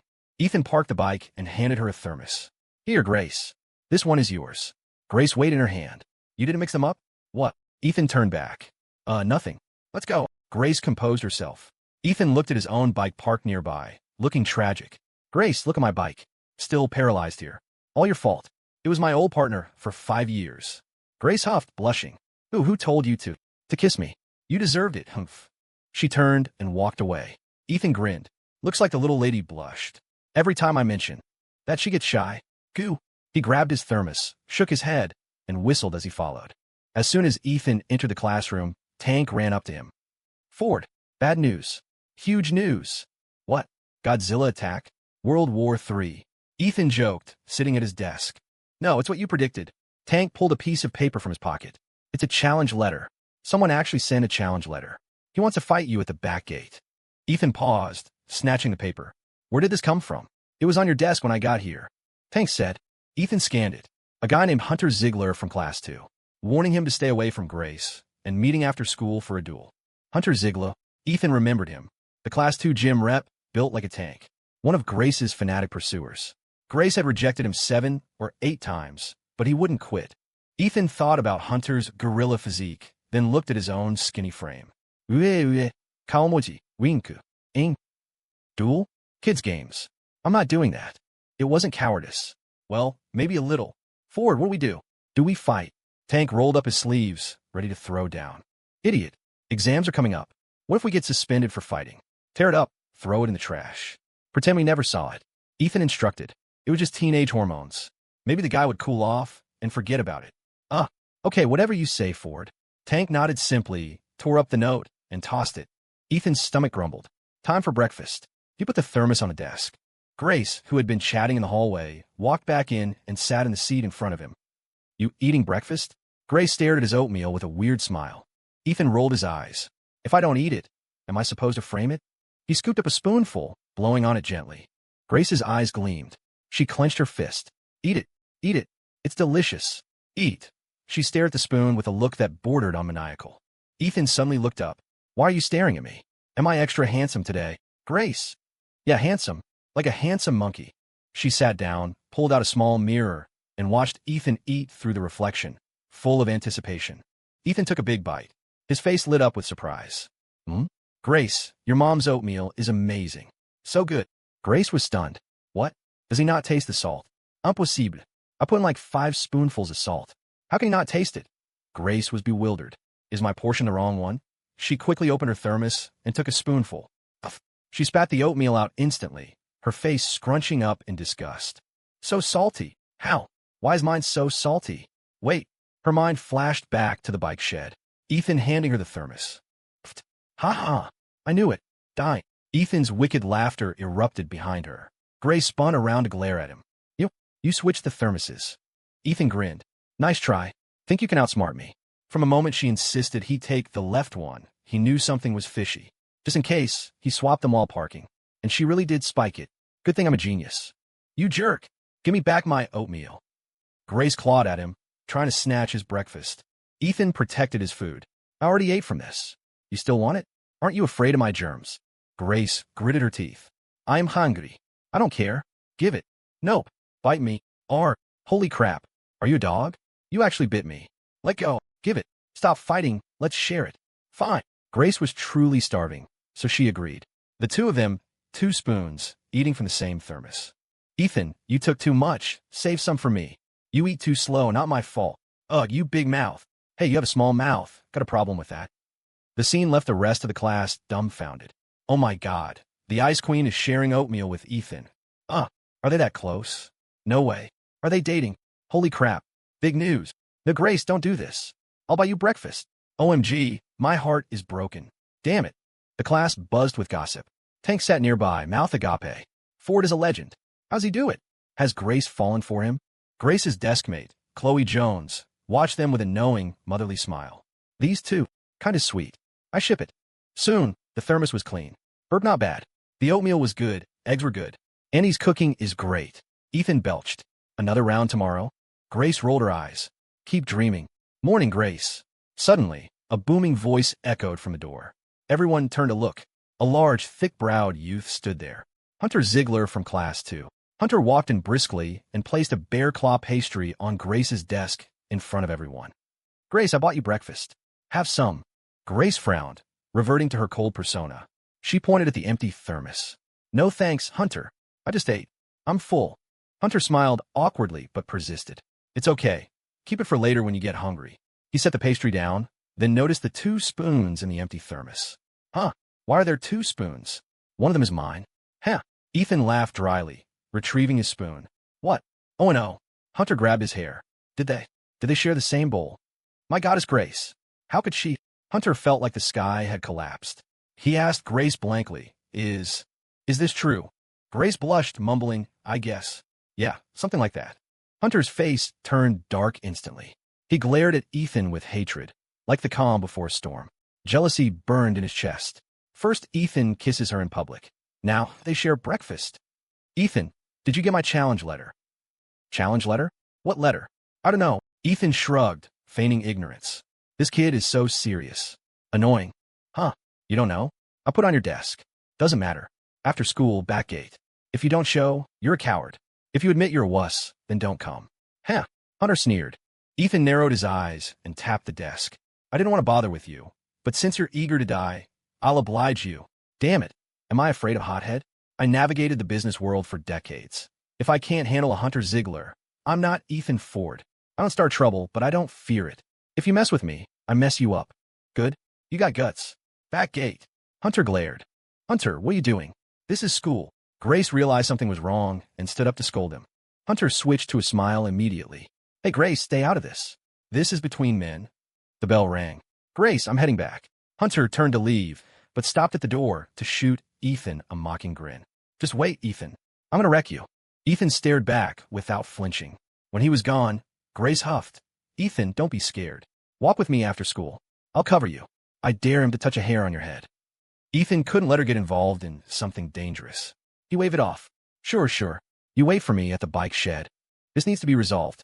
If I don't fix it, Hunter won't quit. I need a permanent solution. Don't worry, Ethan. I've always protected you.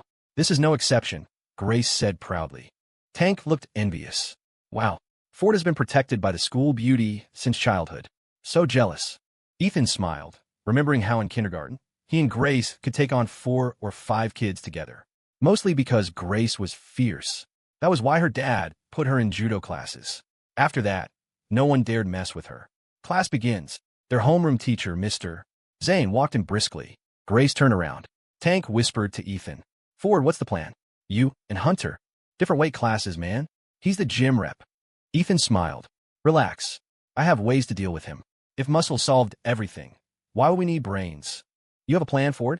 Tank asked curiously. Come here. Ethan beckoned. Tank leaned in, and Ethan whispered in his ear. Tank's face lit up. Ford, you're a genius. That plan is toxic. Ethan patted his shoulder, grinning wickedly. I guarantee Hunter will have a blast. Afternoon. Class 1 and Class 2 had PE together. Hunter Ziegler sat on the bleachers, watching Grace play hacky sack on the soccer field with a goofy grin. Grace wore her loose gym uniform, ponytail bobbing, her exquisite face smiling sweetly. Her skin seemed to glow in the sun. Grace is so beautiful today. Hunter rested his chin on his hands, unable to look away. Yeah, Grace is the beauty of Oak Creek High. Of course she's pretty. Go for it, Hunter. You'll get her eventually. A skinny, rat-faced boy next to him cheered. Yeah, I think Hunter and Grace make a perfect couple. Totally, Hunter's got this. Several other boys chimed in. Other students gave their group a wide berth. Hunter was a bully in Class 2, big and loud. No one dared mess with him, especially with his pack of lackeys. Hearing their praise, Hunter felt confident. Damn straight. I'm going to win her over. Suddenly, he saw Ethan walk up to Grace on the field. They were talking. Then Grace raised a hand to hit him, and Ethan ran. They started chasing each other playfully. Hunter's face went black. Shit, that Ethan kid is still clinging to her. Vince, keep an eye on him after school. Don't let him run. I'm going to teach him a lesson. Vince Howe, the skinny sidekick, whispered. No problem, Hunter. I got him. I'll block him at the gate. Hunter sneered. Ethan is blind.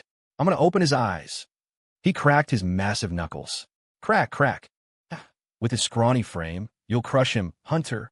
He's dead meat. Vince laughed darkly. I could beat him with one arm tied behind my back, Hunter declared arrogantly. He had liked Grace for 3 years. With graduation approaching, he planned to make his move. But first, he had to clear the obstacles, especially Ethan, who had stolen her first kiss. Unforgivable. He stared daggers at Ethan, getting more annoyed by the second watching them play. Damn it, let's go. He couldn't watch anymore. He couldn't hit Ethan here, so he left with his crew. On the field, Ethan glanced toward the bleachers, saw Hunter leaving, and smirked. Ethan, you jerk, stop. Who has elephant legs? Explain yourself, or I'll tear you in half. Grace bared her little tiger teeth, clawing at him. Ethan raised a hand. Stop. What? Grace paused. No, I was wrong. I take it back. Your legs aren't like elephant legs, Ethan said solemnly. Grace looked satisfied. That's better. You only learn when threatened. I meant to say, they look like alligator legs. Snap, snap. Ethan grinned. You jerk. Plapava to die. Grace lunged, tackling him to the grass. Eat my cross-arm breaker. Grace grabbed his head, locking it against her chest, her legs wrapping around him like vines to pin his arms. Ethan was nearly suffocated. Let go. You're killing me. Grace loosened up slightly, looking proud. Dare to insult me again? Asking for a beating. Ethan gasped for air, resting his head on her chest. Feels kind of soft. Nice. He closed his eyes, enjoying the moment. Ethan? Hey, jerk, you okay? Grace saw his eyes closed and panicked, thinking she choked him out. But when she tilted her head and saw his perverted grin as he nuzzled her chest. Ethan, you, jerk, thud. Ethan was kicked away. Grace's face burned red all the way to her neck. That detestable guy. He copped a feel. He's the worst. Cough, Grace, don't be impulsive. Impulsiveness is the devil. Ethan rubbed his butt, standing up. Grace rubbed her fist, smiling darkly. Don't resist. It'll be over soon. Hit. Então, emoticon surpreso, emoticon piscando. Run, he turned to flee. Stop. Don't run. Grace shouted, giving chase. Their renewed chase drew eyes from both classes. Chloe Jones watched from the sideline, smiling maternally. She nudged Tank. Aren't they a pair of sweethearts? Hey, perfect match. Tank laughed. Chloe sighed enviously. Yeah, I envy that kind of relationship. Tank suddenly remembered something. Oh, he got to go. Almost forgot the mission. The gym teacher blew the whistle 3 times to gather everyone. Hunter and Vince were at the field entrance, plotting the beatdown. Suddenly, Tank came rushing back from outside, crashing right into Hunter. Shit, watch where you're going. Hunter grabbed Tank by the collar. Hey, sorry. Didn't mean to. Tank waved his hands apologetically. He was holding an ice-cold bottle of Coke. I remember you. You sit next to Ethan, right? Hunter glared. Yeah, I'm Wayne. Whose drink is that? It's for Ford. I'm confiscating it. Tell him to come get it from me. Hunter snatched the Coke, laughing arrogantly. Tank lowered his head, silent, appearing to submit. Scram. Hunter shoved him away. Tank ran back to his class without looking back. What a wuss. Ethan is probably just as spineless. Hunter mocked. He twisted the cap off the Coke and chugged it down in big gulps. Glug, glug, glug. Burp that hit the spot. He let out a long belch, satisfied. P ended, and after one more class, school was out. The final bell rang. Cheers erupted as students packed their bags and flooded the halls. Ethan, let's go, Grace called out, grabbing her bag. You go wait at the bike shed. I gotta take a huge dump. Ethan made an excuse. Lazy people always have too much poop and pee. Hurry up. Grace hummed a tune and left. Once she was gone, Ethan turned to Tank. How's the plan? Solid. Absolutely solid. Ford, don't worry. I went to Mr. Zane and Dean Nelson already. Tank patted his chest. Ethan patted Tank's shoulder. Wow, didn't know you had such execution skills, Tank. For you, Ford? Anything. Tank grinned loyally. All right, let's go. To the back gate. Ethan stood up. Let's roll. At the door, Vince Howe was watching. Joe, Ethan. Leaving, he sneered. Ethan ignored him, glancing past him, and headed for the back gate with Tank. Outside the back gate, 40 or 50 students had gathered. News had spread. Class 2's Hunter Ziegler was dueling Class 1's Ethan Ford over the school beauty. Hunter had promised to turn Ethan into a pig's head.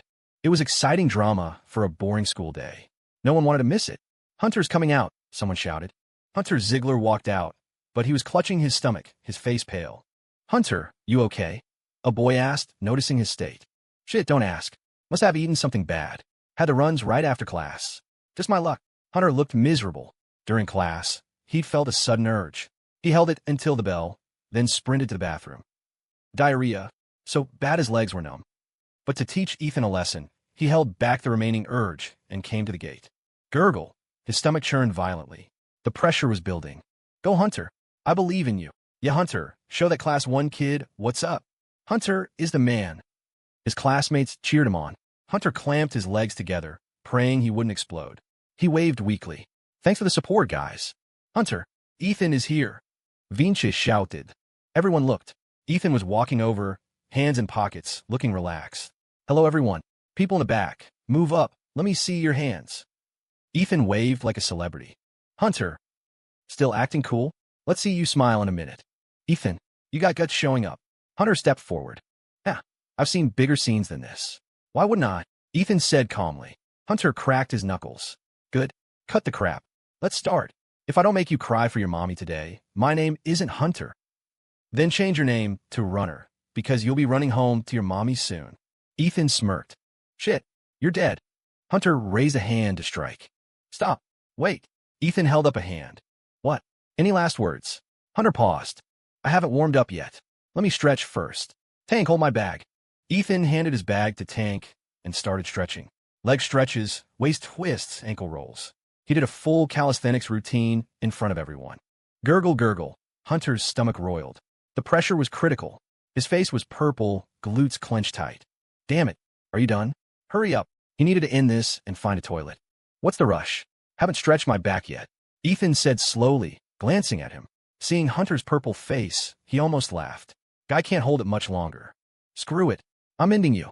Hunter roared. He couldn't wait. Hunter swung a fist at Ethan's face. But it was slow. He couldn't exert full force without risking a containment breach. Ethan saw it coming a mile away. He dodged. Yeah. Ethan smirked and punched Hunter right in the gut. Hunter's face went white. Oh no. OMG. No. Hunter deflated. The floodgates opened. A series of wet, explosive sounds erupted. A yellow, semi-liquid substance sprayed out, instantly soaking his pants from seat to ankle. Hunter had soiled himself. Publicly. The crowd froze. Everyone stared, jaw dropped. Dead silence fell over the 50 students. Vince opened his mouth, then covered his nose. Hunter pooped himself. In front of everyone. OMG. Hunter stood frozen, eyes glazed over. He felt the warmth running down his legs. Oh my God. You crap your pants. Ethan yelled, acting shocked. Hunter's brain short-circuited. That sentence hit him like lightning. He looked at Ethan covering his nose, then at the crowd. Disgust, mockery, laughter. Whoosh. The crowd erupted, backing away several meters. Holy shit. Hunter crapped himself. Ha ha ha. Gross. It smells so bad. Ha ha ha. I'm dying. Ethan literally beat the crap out of him. Hearing the voices, Hunter experienced social death. Complete and utter social death. He wanted to find a hole and die. Mommy, I want to go home. He glared at Ethan's smug face and snapped. He grabbed Ethan's collar. This is your fault. Ethan rolled his eyes. You decided to let it go. How is that my fault? Fuck. I'll kill you. Hunter raised his fist. Stop. What are you doing? A booming voice. Mr. Zane and Dean Nelson appeared. Crap. It's over. Splat. Ethan spat out a mouthful of blood and collapsed. Hunter, you hit me. Ethan sat on the ground, looking tragic, blood dripping from his mouth. Hunter was bewildered. WEF? Where did the blood come from? I haven't hit you yet. Ethan, are you okay? Mr. Zane ran over, helping Ethan up. Seeing the blood, he turned on Hunter. Hunter Ziegler, how could you hit someone? This is school property. How dare you be so violent? Unbelievable. Dean, he. Hunter stammered. Dean Nelson's face was dark. He smelled the stench. Hunter, call your parents immediately. This is a serious infraction. Hunter felt like he'd been struck by lightning. It's over. Ethan, are you okay? Should we go to the hospital? Mr. Zane asked anxiously. Ethan spoke weakly. Mr. Zane, I'm fine. Look at you. How can you be fine? Tank, help Ethan to the nurse's office.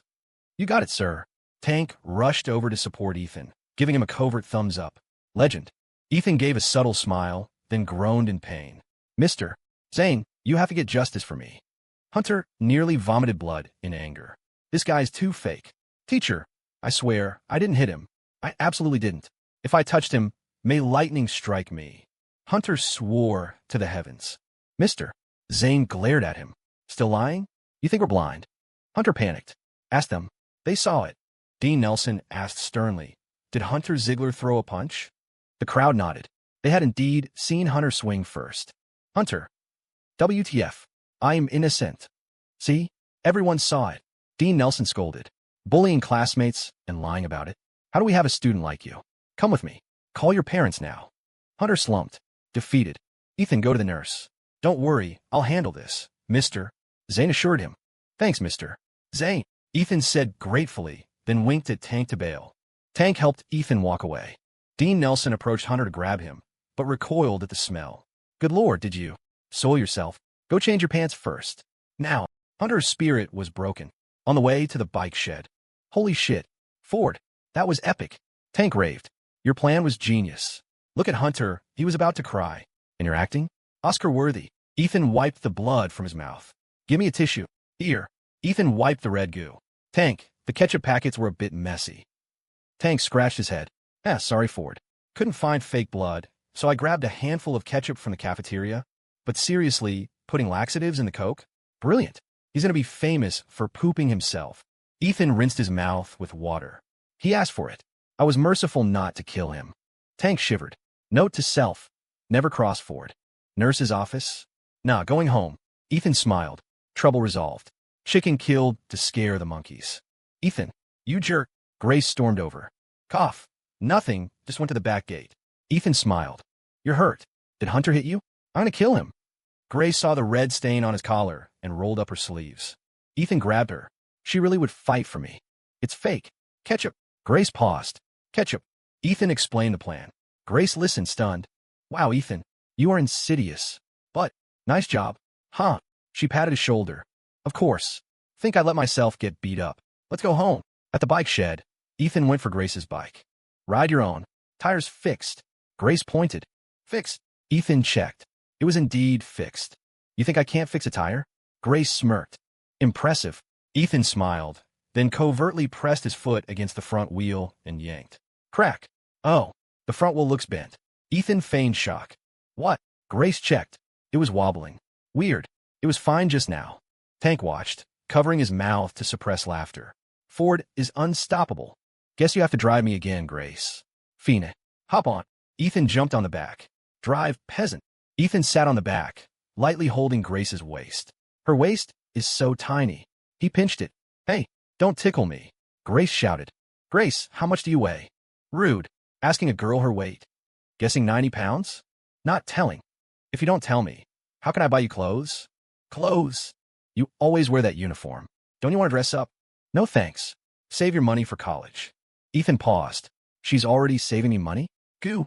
They arrived home. Grace went straight to her room. Grace, why rush to your room? Lily asked. Just looking for clothes, Mom. In her room, Grace dug through her closet. I'm not a tomboy. She found a floral dress from freshman year. She put on. It was tight. She tried to zip the back, but her chest was too big. Snap, the zipper broke. Ugh, Grace pouted. She realized she had mostly uniforms and tracksuits. I don't have pretty dresses. She flopped on the bed. You always wear that uniform. Ethan's voice echoed. Why do I care what he thinks? She changed back into her uniform. Lily knocked. Grace? Dinner soon. Coming. At dinner, George Miller looked worried. What's wrong, honey? Lily asked. I have to go to Pittsburgh tomorrow for a few days, George sighed. Corporate is looking to merge or shut us down. Pittsburgh Steel wants to talk. I need you to come with me, Lily. I need your advice. Pittsburgh? That's serious, Lily said. Okay. How long? 3 days. Grace. Lily turned to her daughter. Your dad and I are going to Pittsburgh. You take care of yourself. Okay, Mom. Lily hesitated. I'll ask Ethan to come over and keep you company. You two can study together. Huh? Ethan? Grace panicked. Alone with Ethan? Her face heated up. Don't like playing with Ethan? Lily teased. No, I mean, it's fine. Grace looked down. Evening. Ethan was watching Friends reruns. Mary asked, son, study? After this episode. Knock, knock. Ethan opened the door. Lily stood there with watermelon. Un dia. Ethan, I need a favor. Uncle George and I are going to Pittsburgh tomorrow for 3 days. Can you look after Grace? Make sure she studies. Ethan's eyes lit up. Understood. I will. Take great care of her. Good boy. Mary laughed. Don't worry, sis. We'll feed her. Ethan went back to his room, thrilled. 3 days alone with Grace. Thwack. Mary flicked his forehead. Don't bully her. Mom, she's a black belt. She bullies me. She's a sweet girl. Go study. Ethan went to his room, opened the curtains. Grace was there. Hello, Grace. Ethan grinned wickedly. Your mom asked me to supervise you for 3 days. Haha. What are you so happy about? Just happy to be with you for 3 days. Collapsed text, the editing artifact in, internal calculation note, and the punctuation issue in, The cultural adaptations regarding the cooking scene and historical references have been reviewed for smoothness. Grace Miller saw that distinctively annoying smirk on his face and immediately assumed he was armed with her mother's decree, ready to boss her around. She huffed, crossing her arms. Don't even think about ordering me around. If you dare use my mom's words to blackmail me, I'll introduce you to the taste of my sleeper hold again. Ethan Ford. Grace Miller, what kind of wiring do you have in that brain of yours? That's not what I meant at all. Ahem, relax. I wouldn't do that, Ethan said, raising his hands in surrender. At most, I'd just ask you to cook a meal or something. No, I'm not cooking. Is it that you won't, or you can't? Who says I can't? My culinary skills are top-notch. Okay. Really? But I've never seen you cook. Can you actually do it? There's nothing this girl can't do. Wait, you almost tricked me. Even if I can, I won't cook for you. Ethan watched her narrowly escape his trap. What a pity. Fine, I didn't expect you to be so sharp. Grace moved her chair to the window, declaring proudly, Of course. My dad says I've been smart since I was little. IQ of 114, you know. Ethan rolled his eyes playfully and grinned. Is that so? You're that smart? I don't believe it. Let me test you with a few questions. Bring it on. Is a giraffe taller than an elephant? Yes. Is a rabbit faster than a turtle? Yes. Is a cow heavier than a pig? Yes. Is there any difference between you and a pig? Answer fast. No, none. Ha ha ha. Grace. Damn it, tricked by that stinky Ethan again. You did that on purpose. Ethan laughed. Let me ask you one more. You just have to answer yes or no. What question? Does your dad know you're this dumb? No. No, doesn't know. Ha ha ha. Jerk. You tricked me again. Grace angrily yanked the curtain shut, refusing to talk to Ethan anymore. Damn it, stinky Ethan. All he does is trick me all day. I'm ignoring you. Grace jumped on her bed, grabbed her pink pig plushie, and locked it into a tight chokehold. Stinky Ethan, I'll choke you out. Then she proceeded to knead the pig's head in every direction. Stinky Ethan, I'll roll your face into a ball and squash you. Stinky Ethan, eat my foot. Stomp you flat. Creak, sweetie, what are you doing? The bedroom door suddenly opened, and Lily Miller stared at her daughter in shock. She saw Grace with both hands around the pink pig's neck, gritting her teeth as if she had a deep-seated vendetta against the stuffed animal. Mom, I was just cleaning the dust off the doll. Huh? Grace laughed awkwardly, patting the pink pig's head gently. Oh, I just want to tell Ethan that he'll be studying with you for the next 3 days. You two need to get along, okay? Lily instructed. Grace squeezed the pink pig's neck, and with a twist of her wrist, the pig's head flopped to the side, as if she had snapped it. Mom, I know. I will definitely get along with Ethan. She emphasized the word along with a heavy bite. That's good. Hurry up and review. I'm going to rest. Lily closed the door. Grace threw the pink pig onto the bed, sat back at her desk, and chewed on the end of her pen. Stinky Ethan, just wait until tomorrow. I'll deal with you. The next day, Grace walked to school with Ethan, as usual. Shortly after Ethan returned to the classroom, Mr. Zane led Hunter Ziegler to the doorway. Ethan, come out for a second. Mr. Zane called. Ethan walked to the door. What's up, Mr. Zane? We met with Hunter's parents yesterday and gave him a good talking to. He's been given a serious demerit by the school, and now I've brought him here specifically to apologize to you. As Mr. Zane spoke, he turned and glared at Hunter. Hunter looked at Ethan, fear visible on his face. After yesterday's events, he knew Ethan was not someone to mess with. The guy was too sinister. He bowed 90 degrees to Ethan, admitting his mistake. Ethan, I'm sorry. I was wrong. Please forgive me. Others in the class whispered among themselves upon seeing this. Hunter Ziegler finally got what was coming to him. If he didn't apologize properly, he might have been expelled. Ethan is intense. He got Hunter completely tamed, bowing and scraping. From now on, don't mess with Ethan. Hunter got wrecked. He's the example. Ethan revealed a nuclear smile, patting Hunter on the shoulder. It's okay, I forgive you. No fight, no friendship, right? We're friends from now on, aren't we? Hunter saw that smile and felt his scalp go numb, a chill running down his spine. Right, friends. Mr. Zane said to Ethan with great relief. Ethan, I didn't expect you to be so magnanimous. Not bad at all. You deserve praise. You flatter me, sir. My heart has always been quite open and broad, Ethan said shamelessly. Hunter, Ethan's skin is thick as a wall. Don't mess with someone this shameless in the future. This kind of person definitely takes revenge by any means necessary. All right, you two go back in. Class is about to start. mister. Zane dismissed them. Yes, sir. Ethan returned to his seat. Grace turned around and asked, what did the homeroom teacher want? Reconciling with Hunter? Ethan nodded. Yeah, reconciled. I reckon he'll walk the long way around if he sees me coming. Grace covered her mouth and laughed. You wrecked him that bad. It'd be weird if he wasn't scared of you. Grace, how do you plan to thank me? I took care of a frantic pursuer for you. Shouldn't you thank me? Ethan seized the opportunity to ask for benefits. Like treating him to a meal, or cooking one at home would work too. None of my business. Grace turned back around with a huff. Ethan stared. This girl's skin was pretty thick too. The bell rang. This period was history. The history teacher was Mr. Moore, a man in his 50s with thick reading glasses, looking every bit the old academic. Class, settle down. Good morning, Mr. Moore, please sit. Today we're going to learn about the history of the Three Musketeers. Mr. Moore taught like he was chanting scriptures. Ethan didn't absorb much, his attention entirely on Grace's back. He could see a hint of pink beneath Grace's pure white uniform shirt. Oh my, too distracting. Ethan suddenly had the urge to tug on something. But reason told him better not, lest Grace get angry. Ethan twirled his pen, deliberately letting it fly out of his hand onto the floor in front of him. Clatter, the pen landed by Grace's foot. Grace, I dropped my pen. Grace bent down to pick it up for him, handing it back without turning her head. Thanks. A few minutes later, clatter, Ethan's pen fell to the floor again, right by her foot. Grace, my pen dropped again. Grace huffed impatiently, picking it up for him again. Another few minutes passed. Clatter, Grace. My pen. Grace bent down to pick it up, then turned and glared at him.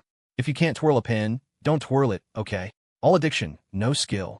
Here. Ethan took the pen with a smile. Thanks. Another few minutes later, clatter, the pen dropped for the fourth time. Grace. Grace picked up the pen, turned around, and huffed. You want it? I'm not giving it to you. With that, she immediately confiscated the pen, putting it into her own pencil case. Wayne Tank, Turner scratched his head confusedly and whispered, Ethan, she confiscated your pen. Ethan chuckled. Yeah, let her use it. You're not asking for it back. Tank asked, baffled. Why ask for it back? I gave it to her. Now she doesn't have to buy one herself, Ethan whispered. Tank looked like he half understood, then suddenly had an epiphany. He gave a thumbs up. You can do that? Nice one, Ethan. By the way, Ethan, I went to Sal's place this morning. He has 2 computers that need you to fix them. Ethan nodded, replying casually, all right, we'll go over after school. Tank, from now on, run over there every morning to check if there's work. You run errands for me, and I won't shortchange you. Tank nodded heavily. Deal, no problem. Last time I brought money home to my mom, she even praised me for being capable. Ethan patted his shoulder and said seriously, Tank, do you trust me? Of course I trust you. Tank said without hesitation. We're going to do big business in the future. You work for me, and there will be endless money to earn, big houses to live in. Ethan said solemnly, once we earn enough capital from Sal Higgins, we'll open our own computer repair shop, resell computer parts. Parts can make a lot of money in the future. Tank, you're the brother I trust the most. Only you can help me with this. I don't trust anyone else. Hearing this, Tank was deeply moved. His eyes reddened. Ethan, I'm sticking with you. Whatever you say, I'll do. Ethan smiled, patting his shoulder. I'm relieved to hear that. Tank was his brother, his best bud, but also a pitiable guy. His family situation wasn't optimistic. That alcoholic, gambling father was a mountain pressing down on him, forcing the mother and son to give up money every other day. No matter what, he had to pull him up and move that mountain off him. Ethan, what are you two chatting about? So excited. Stand up and answer a question. Suddenly, Mr. Moore on the podium shouted. Instantly, the whole class's gaze converged on Ethan. Ethan got caught by the teacher again. Ethan laughed dryly and stood up dutifully. Mr. Moore, what was the question? I was just talking about the 3 Musketeers and their bond. You tell me, when the 3 Musketeers finally united against the Cardinal's guards, what was their famous motto? Ethan froze. What did those French guys say? How would I know? Page 58. Grace's voice drifted over faintly. Other students, be quiet. You answer. Mr. Moore said sternly. Ethan scratched his head, racking his brain, but coming up with nothing. He finally said, did they say, we need a 4th for poker? Grace. Mr. Moore. The whole class. Ha ha. The whole class was amused by Ethan's answer, erupting into laughter. Even the serious and old-fashioned Mr. Moore couldn't help but crack a smile. Grace was clutching her stomach, laughing. Ethan, you're really something. Huh? Ethan grinned. What could he do? If he couldn't answer, he just had to wing it. Ahem. All right, Ethan, sit down. Read your book and listen to the lesson properly. No chatting in class. Mr. Moore suppressed his smile and said sternly, Yes, yes, sir. I'll definitely listen carefully, Ethan said with an awkward laugh. Time flew, and in the blink of an eye, the school day ended. Ethan let Grace go home first. Then he hopped on the back of Tank's bike and headed to Sal Higgins' shop in the commercial district. Arriving at the shop, Sal welcomed them warmly. Haha, young Ethan is here. Come, come, have some tea first. Sal handed over a cup of tea, his face blooming with a smile. Seeing Ethan was like seeing the god of wealth. In his eyes, Ethan was pretty much a money tree right now. No need for tea. I'll head back once the work is done. Where are the computers? Ethan waved. Sal's hand holding the teacup froze, a bit awkward. But he quickly set the cup down and said right inside, 2 towers, neither will turn on. Ethan nodded, walked into the workspace, and began inspecting the towers. For these 2 machines, one had a power supply issue, the other had a loose solder joint on the motherboard. A capacitor had fallen off. Sal, what price did you negotiate with the customers? Hee, all according to your rates. Won't turn on is a flat $150. Blue screen is $100. Lagging is $80. No parts included, pure repair labor. I agreed on $150 for both with them, Sal said, rubbing his hands together. These 2 machines would bring in $300 instantly. He'd get his cut of $60. Easy money. Not bad. Notify them to come pick up the machines in a bit. Ethan smiled, starting the repairs. You got it. Sal nodded busily. Over an hour later, Ethan successfully fixed both towers. Both were working normally. Right now was the PC explosion era. Repair technology hadn't become widespread yet, so he was earning money on the cutting edge. As the saying goes, even a pig can fly if it stands in a whirlwind. Done, Ethan said to Sal. 2 middle-aged men waiting in the shop heard him and came over joyfully to check. They booted them up and checked. Indeed, both were fixed. Thank you. Thank you so much. If this wasn't fixed, I might have had to spend over $1,000 to buy a new computer, one of the men in a suit said gratefully. You're welcome, sir. Take the machines back. This should be good for a few years, Ethan smiled. The 2 men paid Ethan, then happily carried their towers away. After they were far gone, Ethan counted the cash. $300. 3 crisp bills. This money smelled sweet. Tank watched, dumbfounded. Ethan earned $300 in just over an hour. That was insane. Sticking with Ethan was definitely the right move. Young Ethan. Sal rubbed his hands beside him, eyeing the money in his hand greedily. If only he could fix computers, that $300 would be his. Too bad he didn't know how and could only take a 20% commission. Here, Sal, this is your share. Give me the change. Ethan handed over a $100 bill. Yes, thanks, young Ethan. Sal was already overjoyed to earn $60 for doing nothing. He gave Ethan $40 in change. Ethan pocketed the cash and smiled. All right, Sal, work's done. We're heading back. See you later. Tank, let's go. The 2 left the shop, got on the bike, and headed toward home. At the entrance to the residential compound, passing the Orchid convenience store, Ethan told Tank to stop. What's up, Ethan? Tank asked, confused. Wait for me, I'm buying something. Ethan got off the bike and walked into the store. Ethan, school's out? Mrs. King, the owner, greeted him. Yeah, Mrs. King. Give me 2 boxes of that premium oatmeal, the best kind, Ethan said, pointing to the shelf with the nutritional supplements. The most expensive ones? Those are $20 a box. Mrs. King reminded him. $20 was a week's grocery money for a family of 3. It's fine, grab me 2 boxes, Ethan said. All right, Mrs. King took 2 boxes of fancy packaged nutritional oatmeal from a shelf and handed them to Ethan. This stuff was great for breakfast, nutritious, filling, and tasted good. Ethan paid. Mrs. King, I'm heading back now. Leaving the store, Ethan handed the 2 boxes of oatmeal to Tank. Tank, take these 2 boxes back to your mom. It's got good nutrition, good for her health, Ethan said. Ethan, this won't do. This is too expensive. 2 boxes are $40. No, I can't accept this.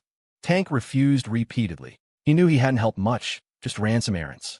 Receiving such an expensive gift made him feel uneasy. Listen to me, take it. Don't argue. It's a little something for your mom, Ethan said sternly. Tank saw the determined look in Ethan's eyes, and his own eyes moistened. He wiped a tear and said gratefully, All right, thanks, Ethan. Ethan then pulled a $100 bill from his wallet and handed it to him. I know your family is having a harder time than mine. Keep this 100 to improve your meals. And remember, don't let your dad scavenge it. If your dad comes asking for money, you come find me. I'll stand up for you. Hearing this, Tank's heart shook. His nose stung, and tears couldn't help but flow. It was so good to have a big brother like this. Ethan, Tank clutched the $100, too choked up to speak. Ethan patted his shoulder and laughed. What are you crying for? A grown man, what's there to cry about? Come on, wipe your tears. Our lives are going to get better and better. Tank nodded heavily. I know, Ethan. After parting with Tank in the compound, Ethan returned home. As soon as he entered, he saw Grace sitting obediently on the sofa, watching TV. That posture, that expression, she looked incredibly well-behaved, like a perfect lady. Ethan's back. Grace heard the noise, turned her head, and smiled without showing her teeth. Ethan grinned. Good Lord, ever since Grace came to my house, it's like she's a different person. Grace, what show are you watching? Ethan put down his bag, walked over, and sat down casually next to her. As soon as he got close to Grace, he could smell a faint fragrance. He didn't know if it was her natural scent or the smell of her shampoo. Gilmore Girls. You like it too? Grace asked, sitting primly. Ethan looked at her chubby side profile and couldn't resist pinching her cheek. Yeah, I like it too. I realize you look a bit like Rory, the daughter, but you're prettier than her. Ethan pinched her soft cheek as he spoke. Stinky Ethan. Grace instantly broke character, revealing her true form, and choked Ethan's neck with both hands. Grace, is Ethan back? Tell him to wash his hands. Dinner's ready. Mary Ford's voice came from the kitchen. Grace quickly let go. The next moment, Mary came out of the kitchen carrying a dish. Auntie Mary's cooking smells so good, Grace said sweetly. Ethan straightened his clothes, smiling smugly. He seemed to have found Grace's weakness. Grace has such a sharp nose. Mary laughed. She's born in the year of the dog. Of course it's sharp, Ethan muttered. Grace's face didn't change, keeping her sweet smile, but she stomped heavily on the top of his foot. But Ethan dodged it easily, making Grace glare in anger. You child, really? Can't you speak nicely? Can't you learn from Grace? Mary glared at Ethan. Ethan grinned. Learn from her? Can't do it. I'm going to wash my hands. Ethan came out after washing his hands and saw Grace helping set the table and arrange the chairs. Grace, I'm festy. Can you pour me a cup of tea? Ethan sat on a chair, smiling mischievously. Grace glared at him and whispered, Do you not have legs? I'm a little tired. Go on, Ethan grinned. Grace was about to explode when Mary walked out again. Come on, time to eat. Grace immediately changed her expression, smiled sweetly, went to pour Ethan a cup of tea, and personally brought it to him. Drink up. Hope it scalds you. Mary saw Grace pouring tea for Ethan and immediately wiped her hands, walked over, and grabbed Ethan's ear. You child, how can you make Grace pour tea for you? So rude. Ethan yelped in pain. Mom, let go, it hurts. Mom, you're protecting her too much. Auntie, it's okay. I used to pour it for him all the time. I'm used to it, Grace said with a pitiful look, acting aggrieved. Ethan. Grace, with acting skills that good, you should have won an Oscar. Mary pulled his ear again. See? You just know how to bully Grace. Don't do it again. Hear me? Okay, Mom, I know. Ethan said quickly. Mary finally let go and went back to the kitchen to clean up. His father, Frank Ford, came out of the kitchen with a dish, smiling. Grace is eating with us today, so we added some extra dishes. Grace, see if there's anything you like. Grace sat next to Ethan like a well-behaved little wife. They're all my favorites. Thank you, Uncle Frank. Uncle Frank and Auntie Mary worked hard. Frank chuckled. No hard work at all. Come, let's eat. Ethan looked at the food on the table. Barbecue ribs, chili stir-fry pork, roast duck, garlic lettuce, and a meatball soup. 3 meat dishes, 1 veggie, and a soup. His eyes went straight. My God, the food today is too lavish. This was festival-level dining. Mary came out, sat next to Grace, and personally served her food. Come, Grace, eat more. It's all your favorites. Eat up. Ethan immediately shouted, Mom, I want a meatball. Mary rolled her eyes at him. Get it yourself. Ethan. The meal was delicious, yet Ethan ate it with such depression. After eating and drinking his fill, Grace helped wash the dishes and wipe the table, then sweetly bid farewell to Mary. Auntie, I'm going home to review my homework. Good girl, go ahead. Mary smiled kindly. By Auntie, by Uncle. Grace waved and turned out the door. Ethan, full and paralyzed on the sofa watching TV, got kicked by Mary. Go study with Grace. The college entrance exam is coming up, and you're watching TV. If you don't test well, see what I do to you. Ethan smiled helplessly. Okay, Mom. I'm going to study with her right now. He grabbed his bag from his room and walked to the door opposite his, the Miller's. As soon as he entered, he saw Grace taking off her clothes. Grace had just taken off half when she suddenly saw Ethan barge in. She froze instantly. Stinky Ethan. Grace quickly lowered her hands, covering her chest, and glared at him. Ahem, I didn't mean to. I didn't see anything, really, Ethan said solemnly. Why didn't you knock before coming in? Grace adjusted her clothes, her face flushing red as she questioned him through gritted teeth. I did it subconsciously, out of habit. Hey, don't just blame me. Why are you changing clothes right here? My parents aren't home. Can't I change wherever I want? Grace dashed into her room to change. Back in her room, Grace leaned against the door, her little heart beating fast. Damn it, did Stinky Ethan see anything? That stinky guy. She just felt her cheeks burning, thinking that if Ethan had seen. It was so embarrassing. Stinky guy always taking advantage of me. She looked down at her chest, and suddenly a thought arose. What do you think it was a bit small? A while later, she appeared at the bedroom door changed in a loose loungewear. A loose white long-sleeve cotton shirt plus loose sweatpants. It should have been comfortable, but the combination was a bit odd. Come in. Grace glared at him. Ethan grinned and walked into Grace's bedroom. When they were kids, he often went in and out of Grace's room, but after middle school, it became less frequent. Once high school started, Mary told him that boys and girls are different and told him not to run into Grace's room all the time. So, in these 3 years, the number of times Ethan entered her room could be counted on one hand. Walking in her boudoir again, the first thing he smelled was a unique fragrance. It was a faint scent, very similar to the smell on Grace herself. Is a girl's scent really marinated into them? He looked around the room. The furniture was simple, but pink was everywhere. Pink sheets, pink posters of female stars on the wall, pink bookshelf. Aside from the bed, the biggest thing in the room was the desk. It was a long and wide desk, with various small tools and stationery arranged neatly on top. Although there were many items, it didn't look cluttered at all. Instead, it showed that Grace had a bit of obsessive-compulsive disorder for tidiness. What are you staring at? Bring a chair in yourself. You sit on the outside, I sit on the inside. Grace rolled her eyes at him. Sure, no problem. Ethan brought a chair in. The long desk had just enough space for 2 people. The 2 sat side by side like this and began to review. Ethan was reviewing some liberal arts points that required memorization, while Grace was reviewing math.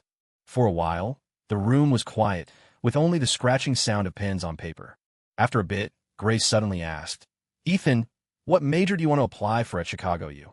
Computer science, I guess, Ethan replied without looking up. Computer science? Is that a good major? Grace looked up and asked in surprise. She thought Ethan would apply for English or something. Computers are the future trend. Of course it's good. What about you?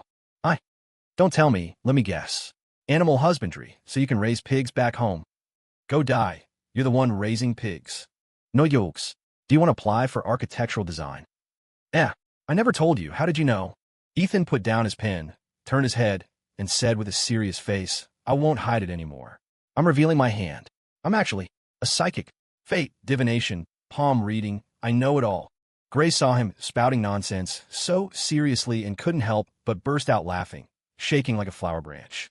You're psychic? I think you're a bullshit psychic. Huh? Ethan chuckled lightly and said mysteriously, if you don't believe me, let me read your palm and you'll see. Really? Here, look. Grace extended her jade-white right hand. This hand had skin like snow, white with a hint of pink. Ethan's heart stirred as he held her hand with both of his. Holding it, Ethan felt her hand was soft, boneless, smooth, and tender, very comfortable to hold. He narrowed his eyes, one finger tracing lines on her palm. After a long while, Grace got impatient. Hey, Stinky Ethan, do you actually know how to read palms? Sure, don't be loud. I was just carefully sensing the flow of your palm lines, Ethan said pretentiously. So, did you see any clues? Grace asked curiously. I discovered that your life is missing something very important. Huh? Missing what? Missing wood? Or missing water? Your life is missing me. Grace was stunned, staring at him in astonishment. Ethan's face was full of seriousness, looking like he wasn't joking. Thwack! Grace blushed and flicked his forehead. Ow, it hurts! Grace, why did you hit me? Ethan shouted, clutching his head. For teasing me again. Missing you in my life. If I missed you, stinky guy, wouldn't that be perfect? Then I'd be carefree for my whole life. Still dare to flirt with me? Taste my sleeper hold. Grace grabbed him and dragged him onto the bed. Ethan resisted desperately, refusing to yield. Help! Murder! Grace pinned him down, laughing triumphantly. Scream, go ahead and scream. Even if you scream your throat raw, no one can save you. Throat raw. Throat raw. Grace! Damn it! Still have a mind to tease me? Watch me choke you. Grace's hands went for Ethan's neck. Ethan was a guy after all.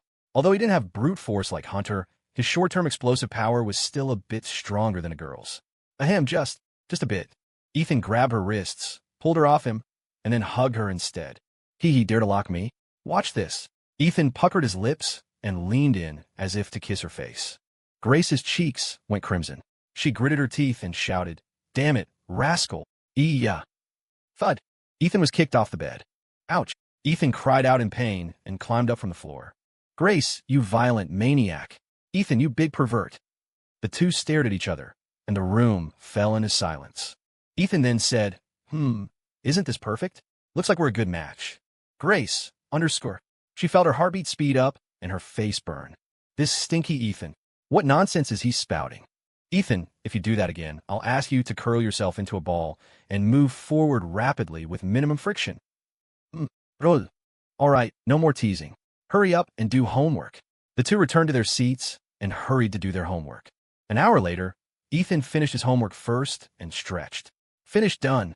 Grace looked up and asked in surprise, "How are you so fast?" Grace, can't you change your phrasing? For example, you could say, "How are you so smart?" Finishing so quickly. Ethan rolled his eyes at her. Grace suddenly thought of something, catching the drift in Ethan's words. Blushing, she spat. "It's your brain that's full of dirty thoughts." Ethan turned around, jumped on her bed, and lay on her pillow to rest. So comfortable. I'll sleep in your bed. You keep doing homework. Ethan grabbed the pink pig and put it behind his back as a cushion. Grace immediately became unhappy and shouted, "Stinky Ethan, don't crush my pink pig." Aren't plushies used for cushions? Ethan paused. Mine isn't. I use it to hug when I sleep. What if you squash it flat? Grace climbed onto the bed, snatched the pink pig from behind Ethan, patted it, and put it by the bedside. Ethan didn't expect her to cherish the plushie he gave her so much. All right. It's a bit cold. I'll use your blanket. Ethan pulled the blanket over himself. A unique fragrance wafted over, refreshing the heart. Such a good smell. This blanket is full of Grace's scent. Grace saw him sniffing her blanket specifically, blushed, and said, "What are you doing? You're not allowed to use my blanket. You smell bad. You'll stink up my blanket." She pulled the blanket back too. Ethan grinned, indifferent. Fine. Then I can just lie here and rest, right? It's not like I haven't slept in your bed before." Grace suddenly burst out laughing. "What are you laughing at? You saying that reminds me of when you were little and wet my bed, and you were scared my mom would find out.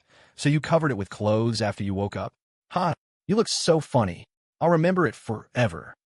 I remember an embarrassing story of yours too. Walking home from school, you stepped in dog poop, didn't dare wipe it, and threw your shoes away. Later you got a scolding from your dad. Those were new shoes that cost over $30. You came running to my house, crying after being scolded, and hid in my room. So funny. Ethan mercilessly exposed her embarrassing past too. You went to the bathroom without washing your hands. And you peeked at me going to the bathroom. You got chased by the big yellow dog. You want to talk? You broke that yellow dog's leg, and your dad had to pay them a sum of money. You jerk. The two started arguing again, tit for tat, glaring at each other. Suddenly, both their stomachs protested at the same time. Ethan, how about we get something to eat first? Grace, yeah, my thoughts exactly. After bickering for so long, their dinner had long since digested. They walked out of the room together to forage in the kitchen. Grace, is there anything to eat in your house? Ethan poured a glass of water and asked. I don't know either. I remember there should be dried spaghetti. Grace wasn't sure, bending down to search the kitchen cabinets. Do you never go into the kitchen? Ethan took a sip of water, curious. How is that possible? I can cook too, okay. Grace replied without turning her head, though her voice sounded a bit weak. Hey, I found food. It's spaghetti. She excitedly pulled out the package of dried pasta, showing it off in front of Ethan. Ethan, I'll whip something out for you to eat. Ethan sprayed a mouthful of water. Damn it. Ethan, what are you doing? You sprayed me. Grace puffed up her pink cheeks in anger. No, nothing. Sorry, just choked on the water. Ethan laughed awkwardly. What kind of phrasing is that? Serve you right if you choke to death. Hurry up and let's cook. Grace glared at him. All right. Hey, didn't you say you could cook? You should know how to make pasta, right? Ethan asked. Of course I can. Don't underestimate this girl. Grace lifted her chin. All right then, I'll leave it to you. Don't forget, this is your house. I count as a guest. Ethan started the moral blackmail. You count as a fart of a guest. Grace retorted. Don't tell me you can't cook it? Then I'll reluctantly do it. If you can't, say so early. Ethan used reverse psychology. Sure enough, Grace couldn't stand being provoked and immediately shouted, Who says I can't? You go wait outside and watch this girl show off her skills. Alrighty, it's settled then. Thanks. Hee hee. Ethan grinned smugly and dashed out of the kitchen. Grace. Crap, how did I fall for his trap again? Damn it. Grace held a roll of spaghetti, looked at the condiments in the kitchen, and looked bewildered. This pasta, how do you cook it? She really hadn't cooked before. At most, she helped out. With her mom cooking, or her dad if her mom was busy, it was never her turn. She rarely entered the kitchen and rarely touched cookware. Now, cooking pasta left her completely clueless. What to do? If she couldn't make it, she'd definitely be laughed at by Stinky Ethan. No, absolutely not. How can I let Stinky Ethan look down on me? No matter what, I have to make it. It's just boiling pasta. Can it stump this genius girl? Grace, you can do it. Grace thought, cheering herself on, and began preparing to cook. Following the method her mother had mentioned, she first filled a pot with water, then turned on the gas stove. Click! She successfully lit the fire. Haha, ignition successful. Doesn't seem that hard. Grace was happy about lighting the stove. Next, put the pasta in directly. She was confused again. She forgot if her mom put noodles in cold water or hot water. Forget it, it's all water anyway. The water will boil eventually. Just put it in. She opened the plastic film of the spaghetti and pulled out a handful. This little? Probably not enough. Ethan is a glutton, eats a lot. Better put in more. Then she pulled out 2 more handfuls, using up almost half the package. Haha, another thing done. She smiled proudly, clapping her hands. Next, prepare some sides for him. How about some eggs and green veggie leaves? She rubbed her chin in thought. Decision made. She grabbed an egg and plucked some lettuce leaves. Lettuce leaves are too big, not tasty. Like Mom does, cut them to strips. They're better that way. Grace picked up the kitchen knife. This was one of the few times she'd touched one. She took a lettuce leaf and clumsily began to cut. Meanwhile, outside the kitchen, Ethan sat on the sofa with his legs crossed, snacking on sunflower seeds he found in the living room. Soon he'd be eating pasta cooked by Grace herself. So anticipating. Cooking pasta is such a simple thing. She'd definitely do it well. He just needed to wait and eat. Ah, how happy to have a wife who can cook. He cracked seeds, happily waiting for Grace's noodles. In the kitchen, Grace was cutting lettuce when she suddenly smelled something burning. What's burning? Ah, my pasta. She suddenly realized the pasta was cooking in the pot. She hurriedly lifted the lid and stared blankly at the scene inside. Why had the water boiled dry? I clearly put in a lot of water. What happened? She quickly turned off the fire and scraped with a spoon. The noodles on top didn't seem cooked, but the ones on the bottom were mushy paste. Oh, what is my brain thinking? I think I forgot to stir after putting them in. Grace slapped her forehead, annoyed at her mistake. But no worries, just a little burnt. Should be edible.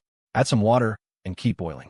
Thinking this, she added 2 bowls of water, stirred this time, and lit the fire again.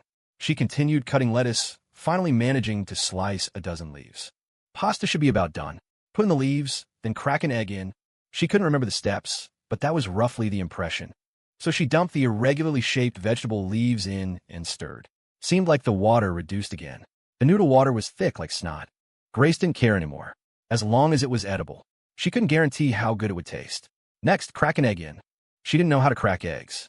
Imitating her mother, she tapped it on the edge of the pot. She used force with her wrist. Crack! The egg broke in half. The egg whites, yolk, and half the shell fell into the pot. Ah! Eggshell fell in. Fish it out quick. Grace hurriedly used the spoon to fish out the shell. But when she scooped, the shell seemed smaller. Phew, should be fine. Next is the most important step. Seasoning. Grace looked serious. She planned to put in some oil, then soy sauce and salt. Peanut oil went in successfully. Next, soy sauce. This bottle of black liquid should be it, right? She grabbed it and poured it into the pot. Glug, glug, glug. After pouring quite a bit, she suddenly smelled a sour vinegar scent. She brought the bottle to her nose and sniffed. This is vinegar. Old balsamic vinegar. Crap, what do I do? Grace stared blankly. She just poured a lot of vinegar in. How to salvage this pot of pasta? Vinegar. Maybe add some sugar to make sweet and sour pasta. Right? Like sweet and sour ribs. It must be very appetizing. So she found the white sugar, grabbed a handful, threw it in, and stirred. Finally, she planned to add soy sauce and salt. The soy sauce turned it all black. Dark soy sauce. It is soy sauce, right? Maybe putting in a bit more soy sauce just makes it this black. Very likely. Then I'll just add less salt. For such a big pot of pasta, 2 spoons of salt should be enough. Grace pondered while scooping 2 small spoons of salt. Stir again, letting all ingredients and seasonings fuse together. Done. Grace, ready yet? I'm starving flat. Ethan shouted from outside the kitchen. Ready, ready, don't rush. I'm plating it for you right now. Grace quickly used chopsticks to pull the noodles out. Maybe they were overcooked.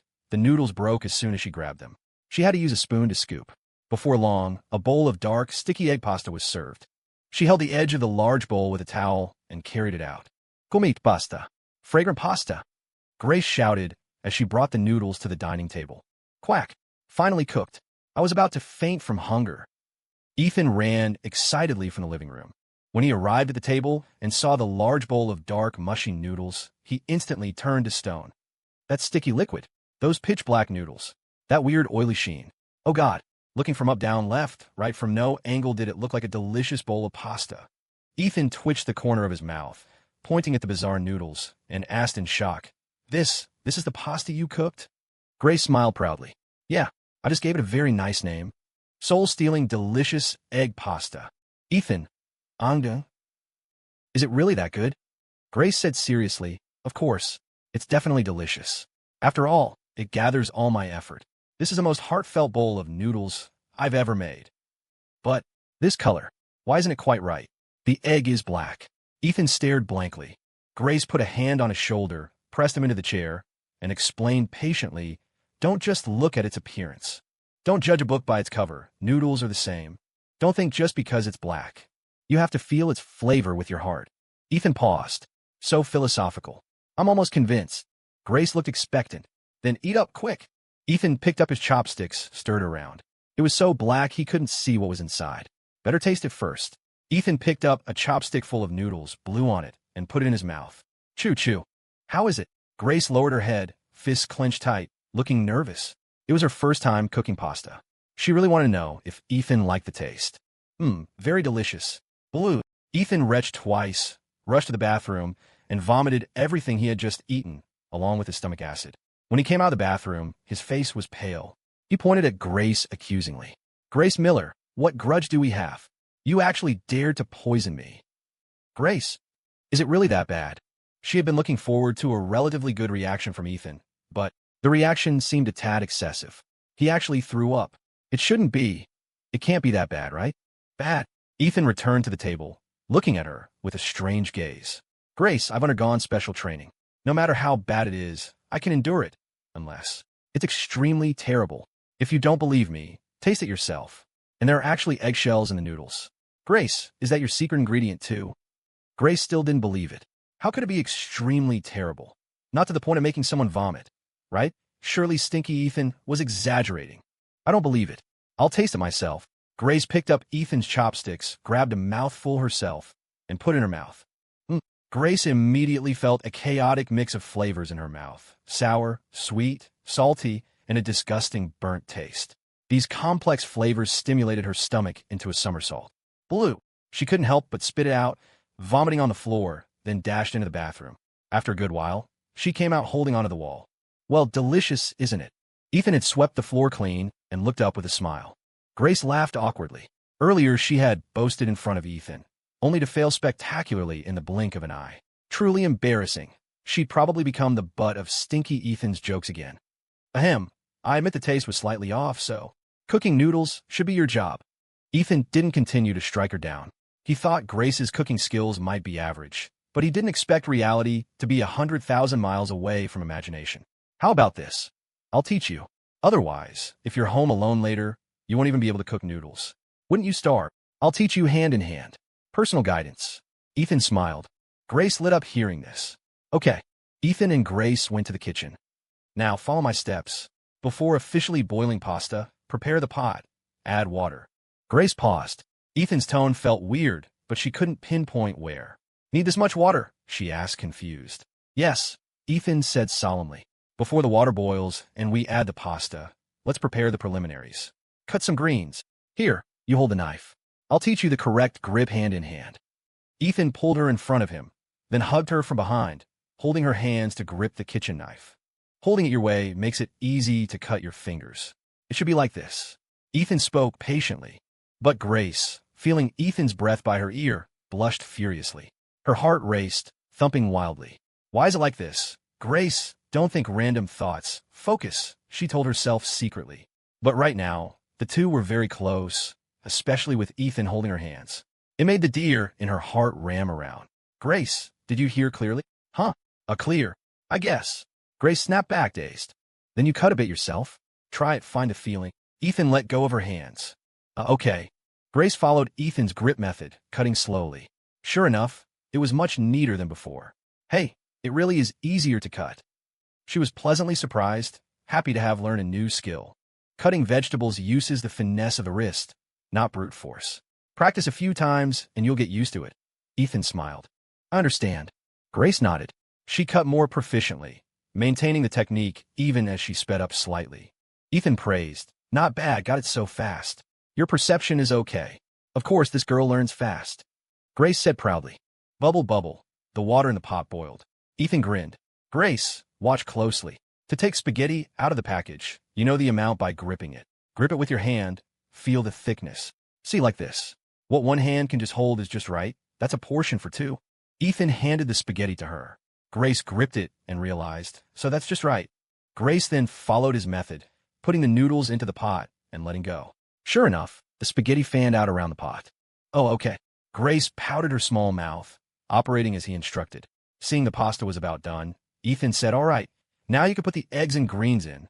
Don't throw eggshells in this time. You can crack it into a bowl first, then pour it into the pot. Ensure what you pour in has no shells. Grace laughed awkwardly. That was a mistake. Add eggs, add greens, simple salt for seasoning. 2 bowls of noodles, finally completed with their joint effort. Carrying the egg pasta to the dining table, it emitted the fragrance of egg soup. Golden eggs and green lettuce intertwined, looking delicious. Grace was very satisfied. Turns out cooking pasta isn't hard. And who knew Ethan had a hand for cooking? Ethan smiled. How is it? My pasta is okay, right? Okay. We're both starving. Let's eat quick. Grace picked up chopsticks to grab some, but Ethan stopped her. Hey, wait. There's a method to eating pasta too. You have to chew quickly. Okay, listening to you. Grace ate according to his method, and her eyes lit up immediately. It's really tasty. Ethan almost sprayed out the noodles in his mouth, luckily covering it in time. Ahem, if it's tasty, eat more. There will be plenty of chances to eat it in the future. Ethan chuckled with a wicked grin, his tone strange. Grace looked at him suspiciously. Then suddenly a bolt of lightning flashed in her mind. She realized her phrasing just now was a bit ambiguous. I meant the noodles you cooked are delicious. Damn it. Ethan, what kind of stuff is in your brain? Grace blushed and glared at him fiercely. Ethan pretended to be innocent. What did you say? I don't understand any of it. Ignoring you.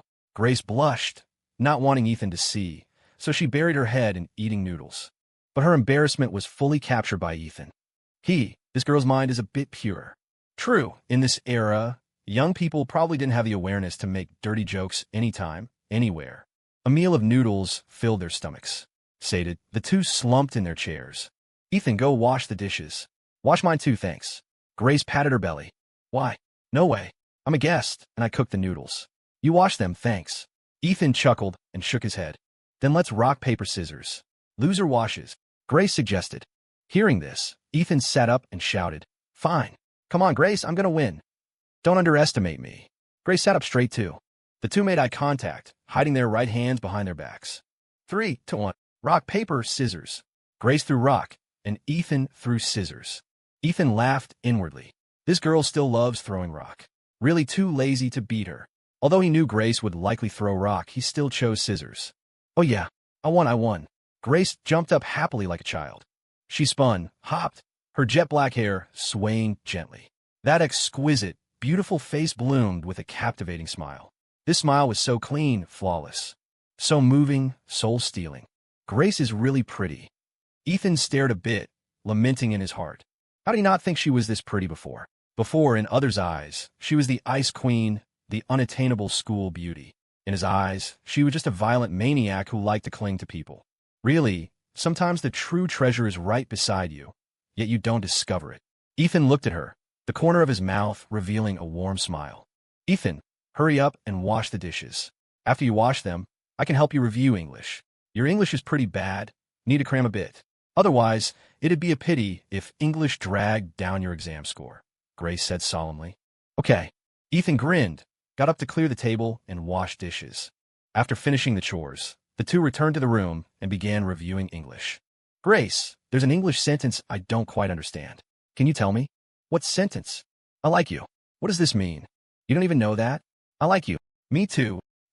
Stinky Ethan, looking for a beating. Their voices drifted out the window, melting into the deep night. This night was quiet and beautiful. The next day, Saturday, weekends were the gods of students and workers. That morning, Grace woke up from her dreams. The first thing she did was use a clothes pole to poke at Ethan's window. Young Master Ethan, wake up. Master Ethan, the sun is burning your butt. Grace poked the window and shouted twice, finding no movement opposite. Is Ethan sleeping too soundly? Just as she was about to keep poking, the curtains opened. But it was Mary Ford who appeared in the window. At that moment, she froze in embarrassment. Annie Mary, good morning. She quickly retracted the pole, her face full of awkwardness. Mary covered her mouth and laughed. Ethan went out with Tank early in the morning. He can't sit still on weekends. Grace scratched her head, laughing dryly. Is that so? Grace, remember to come over for breakfast later, Mary reminded her, continuing to dust with a feather duster. Okay, Grace responded and quickly pulled her curtains shut. That was too awkward just now. Stinky Ethan went out early to play and didn't call me. Really? Grace changed clothes, went out to wash up, and found something on the dining table. Walking closer, it was soy milk, fried dough sticks, and meat buns. There was also a note beside it. One look at the writing and Grace knew it was Ethan's. Grace, I bought you breakfast. Remember to eat it. Ethan, universe's most handsome, Ford. Grace looked at the note, her heart trembling inexplicably, feeling warm inside. Stinky Ethan, count yourself lucky. This girl forgives you this time. She folded the note and kept it close, sat in the chair, and ate breakfast. A sweet smile hung on her lips the whole time. She took a bite of meat bun, muttering to herself, where did that guy Ethan run off to with Tank?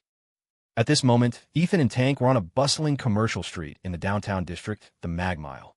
This was the liveliest, most prosperous center of Chicago, weaving with people every day. Because here sat the city's largest shopping center, the Metro Mall. Ethan watched the shuttling crowd, the payphone booths every few dozen meters, newsstands on both sides, some elderly people sitting under shop awnings leisurely eating buns. It was full of the daily life atmosphere of the city. Ethan, what are we doing here? Tank asked, confused. Finding a suitable storefront. Renting a shop. After the college entrance exam, we'll use the 2-month break to earn some money. Ethan smiled. He had a detailed plan in mind. Working for Sal was just using his platform to earn some initial capital. In the end, he had to do his own business. He had about $1,000 on hand now, enough to secure a lease, renovate, and buy tools. His plan was to secure the shop now, earn money while renovating, and get the business license. That would take time. Get the shop ready in 2 months, and he could start business right after exams. If he waited until after exams to do these things, by the time he finished, it would be almost time for university. So Ethan planned to prepare for a rainy day, arrange reasonably, and make a big profit during the 2 months of summer vacation. Renting a shop? Here? Rent here isn't cheap. Probably at least $400 or $500 a month. Tank exclaimed. Tank, open your eyes a bit. High rent has its reasons.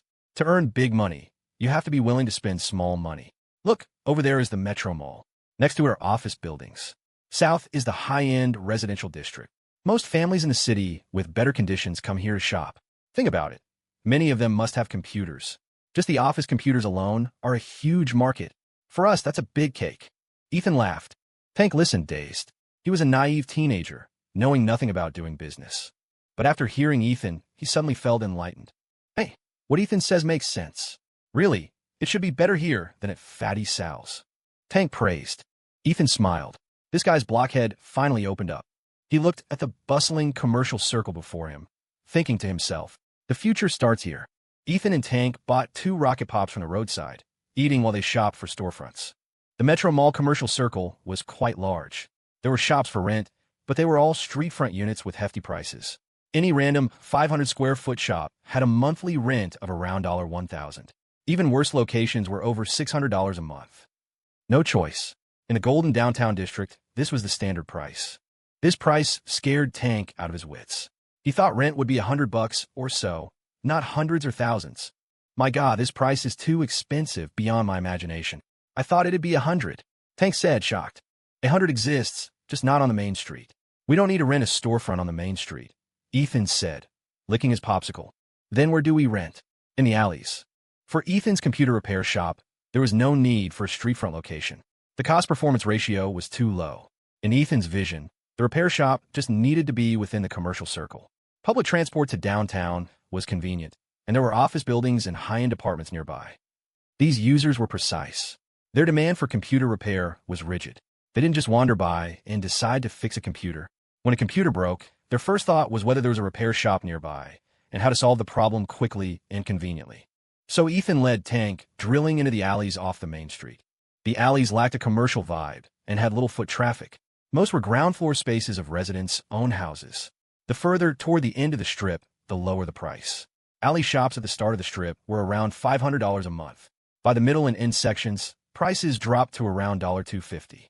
This price range was acceptable to Ethan. The two wandered back and forth through the middle and end sections 3 times, recording all suitable shops.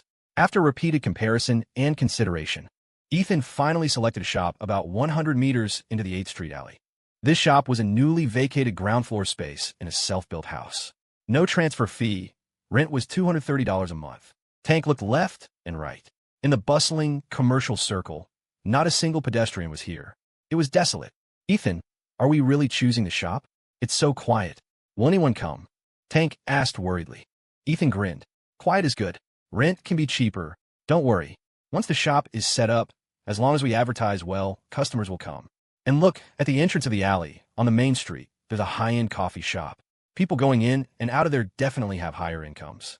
Owning a computer is normal for them. If we can find a way to advertise there, the results will surely be good. Tank looked in the direction he pointed. Indeed, at the alley entrance, there was a nicely decorated coffee shop. Ethan even considered the coffee shop. Ethan's thinking really isn't something I can compare to. Tank admired him secretly. 8th Street alley, no. 100. There's a contact number. Ethan walked into the empty shop to inspect. This was his 3rd time looking. The shop wasn't big, about 500 square feet. Empty inside, nothing there for white walls.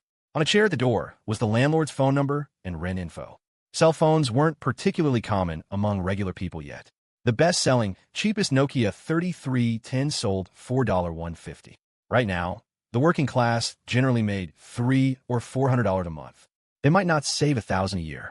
A phone was a luxury, especially since after 2000, state enterprises faced major reform. Factories closed or merged. The nation suddenly had over 30 million laid-off workers. It was a stormy time. Average families dared not spend recklessly. Ethan's family didn't even have a landline. He borrowed the Miller's phone when needed. Grace's family only had a Nokia 3310 because George Miller was a deputy factory manager and needed it for business. Those who could afford phones and monthly fees now were mostly well off. Regular families either had landlines or used the payphones everywhere on the street. Ethan wanted a phone and computer too, but money wasn't loose right now. Let's go, Tank. To the payphone to call the landlord. Ethan waved. Arriving at a street-side phone booth, 5 or 6 people were queuing. Ethan waited in line, taking out a $30 phone card, the best-selling item right now. After waiting half an hour, it was Ethan's turn. Entering the booth, Ethan inserted the card. It showed a balance of $12. He took out his notebook and dialed the landlord's number. After a few rings, an impatient woman's voice answered.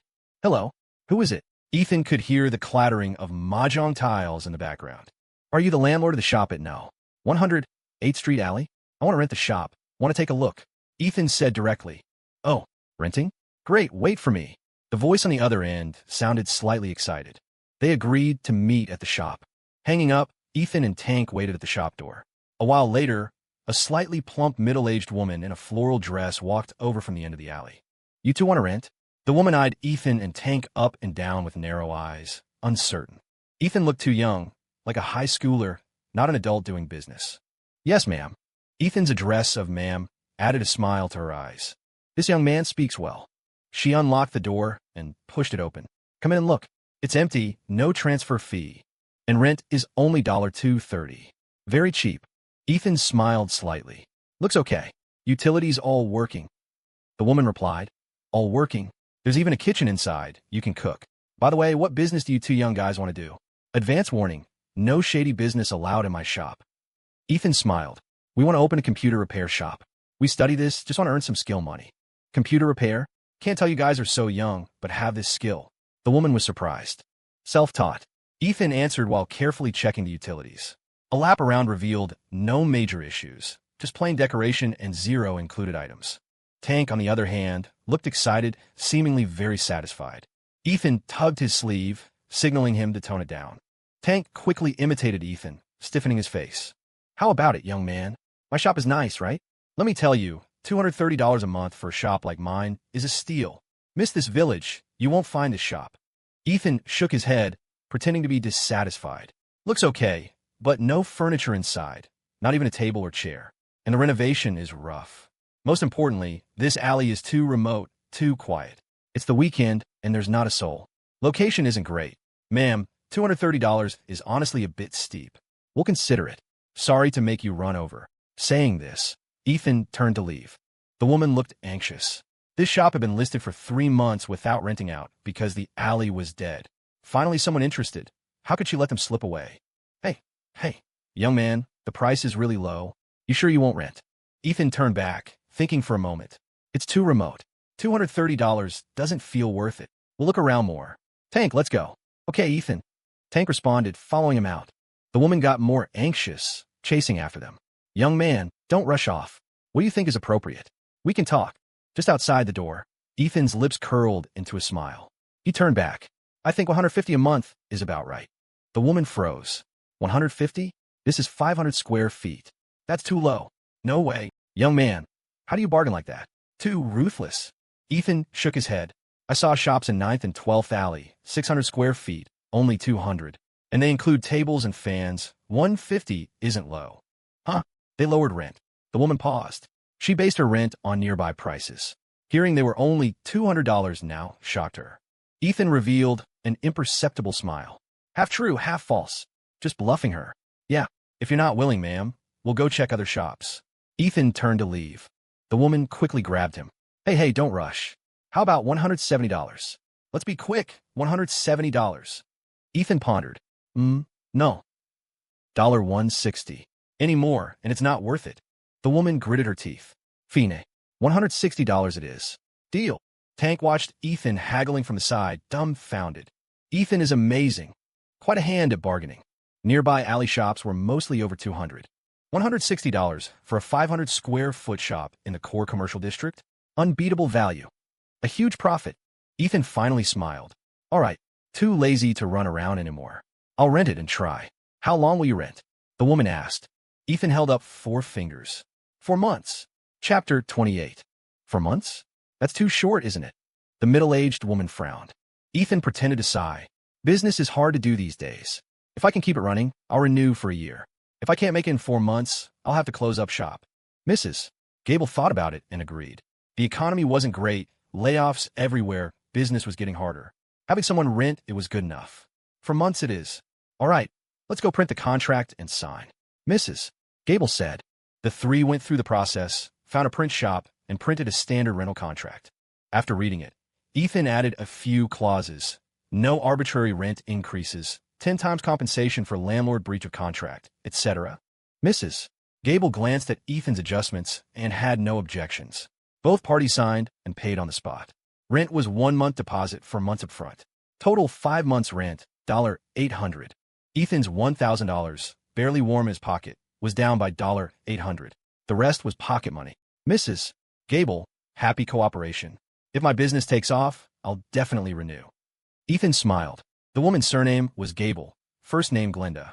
Chatting revealed she was a local, had a son studying in New York, and her husband was a line supervisor at an electronics plant.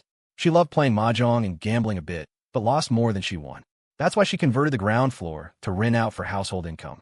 Ethan understood why she was so eager to rent it out. Her family wasn't rich either. But, poor and still gambling? That's on her. All right. Keys are yours. I gotta get back to my game. I'm off. Mrs. Gable took her contract, waved, and left, eager to hit the mahjong table. Seeing Mrs. Gable disappear, Tank finally gave Ethan a thumbs up excitedly. Ethan, you're a beast. Rented it for $160. You bargained better than my mom. Too awesome. Ethan patted his shoulder. Rent is an operating cost. To control costs, you have to bargain. Come on, let's go change the lock, then grab lunch. Ethan found a locksmith in a nearby alley, spent $30 on a new lock, and changed it. Better safe than sorry. Business done, Ethan took Tank to eat hot dogs. In an alley at the end of the strip, there was a stand. Full and satisfied, Ethan planned to wander the area, check the commercial landscape, and look for opportunities. When they reached a secluded alley at the end of the street, they saw a young man rummaging through a dumpster. The young man wore a dirty blue t-shirt and jeans. He was tall, about 5 feet 9 inches, tall for a southerner. But he was thin. From the side, his face looked pale, cheekbones high, looking malnourished. Hearing footsteps, the youth turned his head warily to look at Ethan and Tank. Seeing no threat, he turned back to dig in the trash. Ethan noticed his almond eyes were dull, as if he had lost the light of life. Numb, indifferent. Sigh so pitiful. Tank shook his head and whispered. In this not-so-rich era, with so many beggars and drifters, he had become an orphan of the city. Ethan sighed too. Looking at his age, maybe 18 or 19, he should be a student in a classroom. Who knew he'd fall to this, digging for food in a dumpster? The youth dug for a while, finally finding a half-eaten piece of bread. A look of relief appeared on his face. Finding food, he lowered his head and turned to leave. But just a few steps later, suddenly 2 youths with dyed yellow hair and iron chains around their necks blocked him. It's you again, brat. A yellow-haired youth in a skull shirt glared viciously at the blue t-shirt youth, raising his leg to kick him to the ground. Didn't I warn you not to show up in this area? I see you once. I beat you once. The skull shirt Buzz shouted curses while beating the fallen youth. The other youth with the chain joined in, punching and kicking. The blue t-shirt youth could only cover his head, curling up on the ground, enduring their beating. It looked miserable. Ethan knew intervening would invite trouble. If it were the old him, he might have pretended not to see, avoiding getting involved. He would have coldly thought, I don't know this guy. Why help him? But now I'm a man reborn. Leave regrets? Let myself become obsessed with money, turning into a heartless stone. No, impossible. Scared of what? Just do it. Stop. Ethan shouted, full of righteousness. Tank rolled up his sleeves, standing in front of him without hesitation. No matter what, if a fight starts, protect Ethan. The 2 punks heard the voice. Buzz turned and glared viciously at Ethan. F your mother, you like meddling? Looking for trouble. Believe it or not, I'll beat you too. Ethan showed no fear, snorting coldly. Beating people in broad daylight. Where do you think this is? This is Chicago. This is America. There are laws here. The 2 punks laughed loudly. Ha, talking about laws? Let me tell you, I am the law in this area. Buzz said arrogantly. The chain youth pulled a switchblade from his pocket, pointing at Ethan with a sneer. Buzz, isn't this perfect? 2 little lambs delivered to our door. Buzz's eyes flashed with cruelty. Yeah, since these 2 love meddling, let's make them understand the consequences. The 2 punks walked toward Ethan. Kid, take out everything valuable. Hand over your money. Buzz glared at Ethan. The chain youth gestured with the switchblade. The gleaming blade looked sharp. A stab in the gut would be fatal or serious injury. Ethan's mind raced. Suddenly, he saw a figure rise behind them, approaching the chain youth silently. Good Lord, the guy who just got beaten so badly can still stand. And he's holding a brick. Ethan understood. He's going to ambush the chain guy. Money. I have some, but you probably don't have the skill to take it. Ethan spoke to attract their attention. You hold a death wish? Believe I won't shank you. The chain youth threatened viciously. Smack. As soon as his voice fell, he felt a sudden, sharp pain in the back of his head. The blue t-shirt youth's brick strike was heavy and powerful, directly knocking the chain youth to the ground. Blood flowed from the back of his head. He was dizzy and immobilized. Buzz next to him jumped, completely confused about what happened. In that instant, Ethan shouted, Tank, get him! Tank was already prepared. He clenched his fist and smashed it into Buzz's face. This punch wasn't weak. It made Buzz stumble. Ethan followed up with a kick. Using all his strength, he kicked Buzz right in the crotch. Ow! Tank paused, seemingly hearing the sound of eggs breaking. Ethan strikes hard and accurate. Awesome. Buzz clutched his crotch, curled on the ground, his face turning beet red like a cooked shrimp. Fing piece of SHD, daring to rob? Beat you until your mother doesn't recognize you. Ethan cursed, stomping on his head repeatedly. Every kick landed on Buzz's face. In moments, Buzz's face was a bloody mess. Tank didn't idle either, kicking wildly. Tank was a bit simple, but he wasn't cowardly in a fight. He was taller and stronger than Ethan. His kicks made Buzz howl in misery. SHLNK. Suddenly, The sound of a knife stabbing into flesh came from behind. Ethan and Tank startled, thinking the blue t-shirt guy got stabbed. They turned quickly. They saw the blue t-shirt youth, eyes bloodshot, full of killing intent, stabbing the switchblade into the chain youth's thigh. SHLNK, another stab. Blood gushed. The chain youth screamed, eyes full of terror. No, no, don't. In his eyes, this blue t-shirt youth had turned into a demon. The youth's intense killing intent was unstoppable. His red eyes clearly showed a loss of reason. Crazy and fearless. He could feel the youth's intent. This kid might actually kill him. Facing death, he finally panicked completely, even wetting his pants on the spot, tears and snot flowing. No, don't kill me. But the blue t-shirt youth seemed deaf to words, aiming for his other thigh. The palm-length blade sank into his thigh instantly. Pulling it out brought a fountain of blood. Ethan and Tank watched, dumbfounded. He's crazy. This kid is going for the kill. Street murder. The blue t-shirt youth muttered to himself. You bully me, then I'll kill you all. Chain youth. Chapter 29. The blue t-shirt youth had completely lost his reason, swept away by rage. He raised the dagger, about to bring it down, when suddenly a hand grabbed his wrist. Calm down. You kill him, you go to prison. If you have family, think of them. Ethan's voice was low. The youth turned to look at the hand holding him, then followed the arm to look back at Ethan. He froze. Moments later, the madness in his eyes gradually faded, reason slightly returning. You're still young. You have a future. No need to ruin your life for a scumbag. Seeing him calm down, Ethan persuaded gently. Slaughtering this punk might feel good now, but he'd be a murderer, eventually caught and jailed, maybe even executed. Trading his life for a punk's wasn't worth it. Understand. The youth calmed down, speaking quietly. Ethan let out a breath and released his wrist. Suddenly, the youth stabbed the chain guy in the thigh again. Arg! The chain youth howled. His legs now had 4 stab wounds, blood flowing non-stop, dyeing the ground red. Ethan paused, thinking this kid is ruthless. The youth pulled out the switchblade, stood up, and walked to the curled-up Buzz. No, no, don't. I was wrong. Don't stab me. Seeing his partner's state, Buzz's face went pale with terror, begging for mercy. But the youth was expressionless. He stabbed Buzz in the leg 4 times in succession. Buzz howled, his face twisted in pain and horror. I'm taking this knife. If you dare bully me again, I will definitely kill you.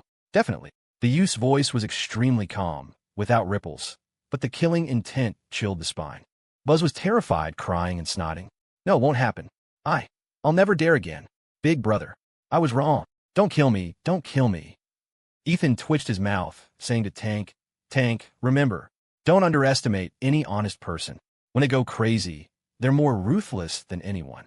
Tank watched, stunned, nodding repeatedly. Got it. What are you doing? Someone shouted from a window above. Ethan yanked the youth up from the ground, whispering, Run. The youth bolted. Ethan and Tank followed.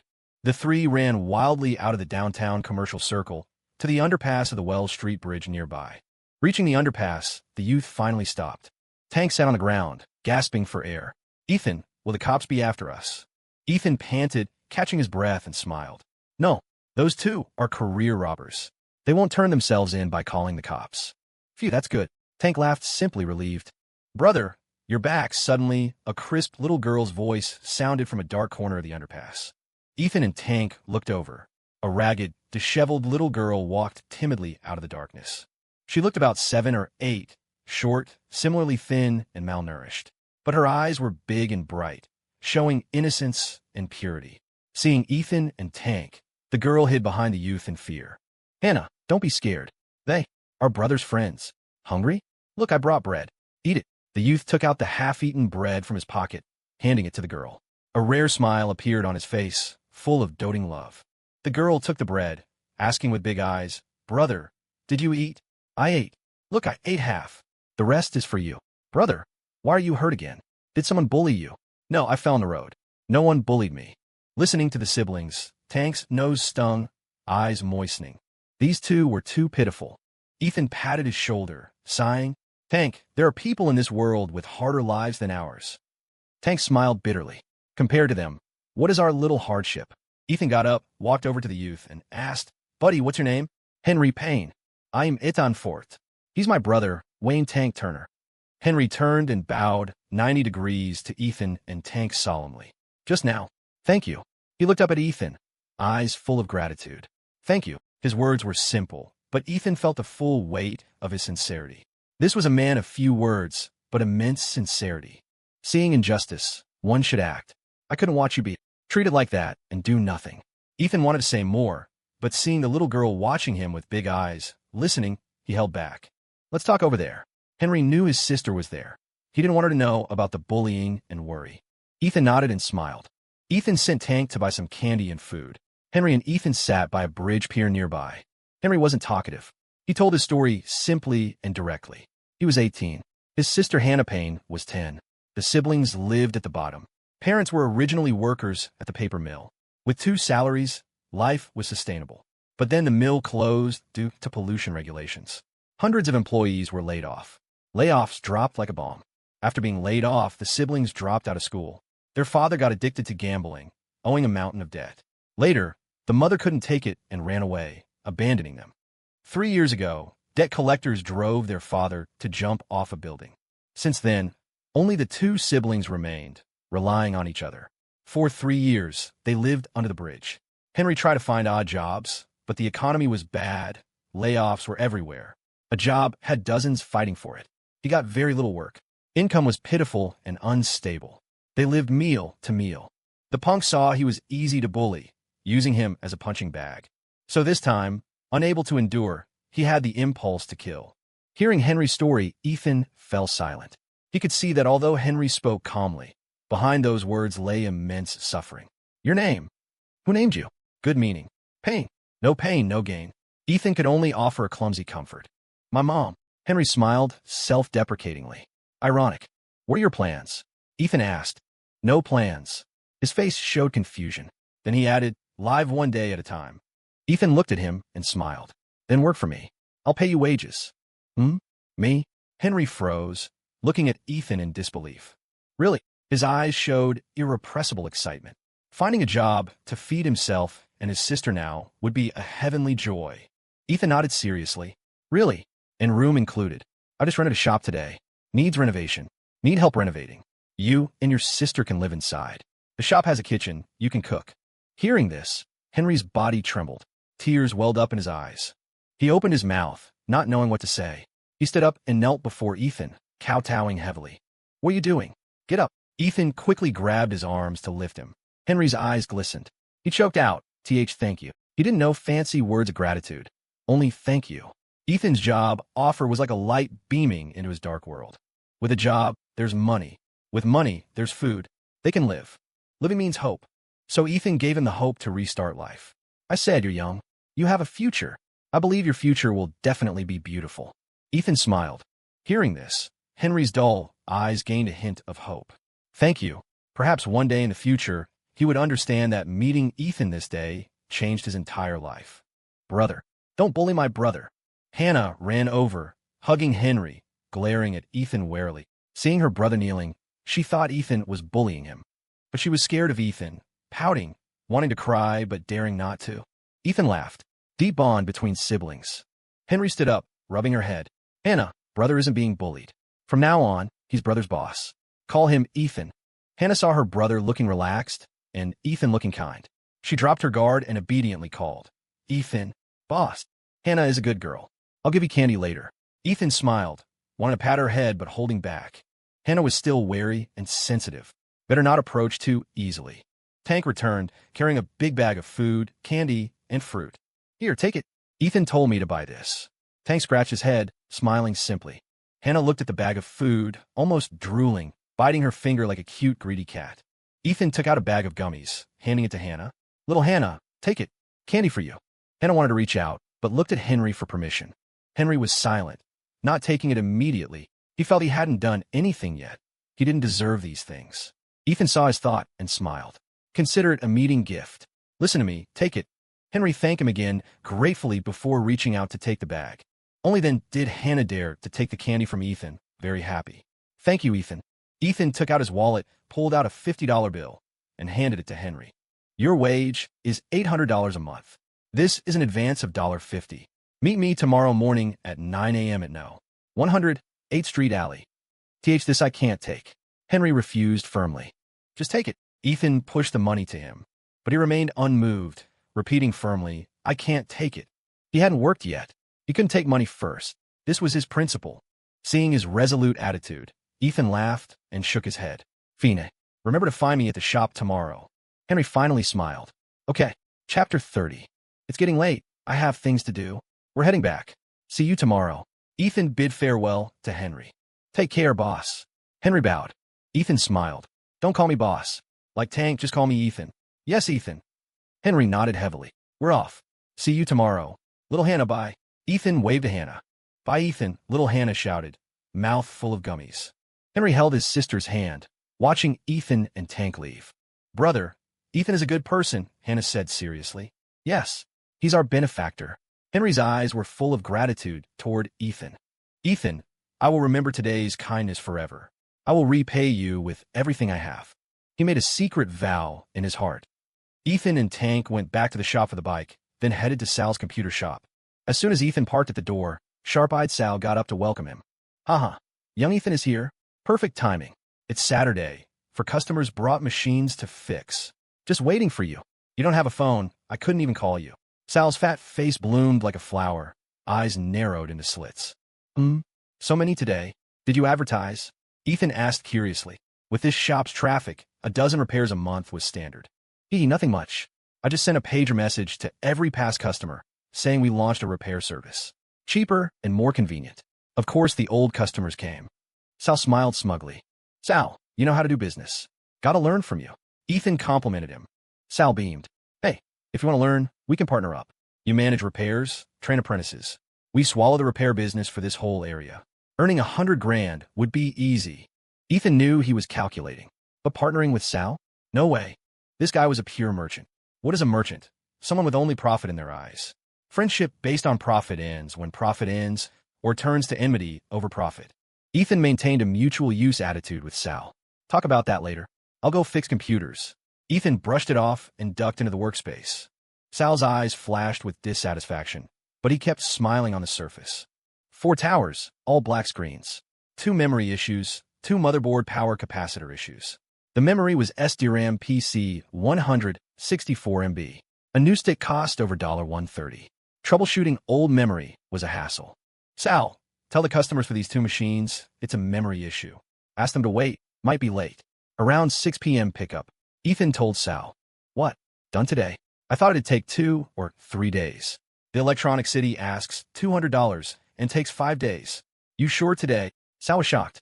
Ethan joked, Sal doubting my skill? Or my character? No, absolutely not. I'll tell them. Sal explained quickly. Ethan buried his head in repairs. Time flew to 6 p.m. The 4 customers arrived one after another. Ethan finished, tested, confirmed normal operation, then delivered. Carrying a tower out, he saw an acquaintance among the customers. Haha, buddy, computer fixed? Jason York walked over smiling.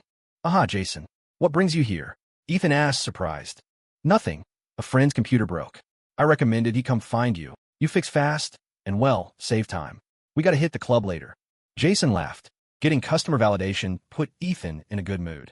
Business should be like this. One has a need, one solves it. Everyone happy. Most importantly, getting recognition for your skill. That brings new customers. Is that so? Thanks for the business. Computer works fine, right? Ethan asked. No problems, works great. Like new. Red alert doesn't even lag. Good skills. Jason gave a thumbs up. Ethan grinned. Good to hear. Actually, he just cleared the memory junk. In this era where computers weren't fully ubiquitous, most people didn't know how to maintain them. No third-party software helped. So computers getting slow was a common ailment.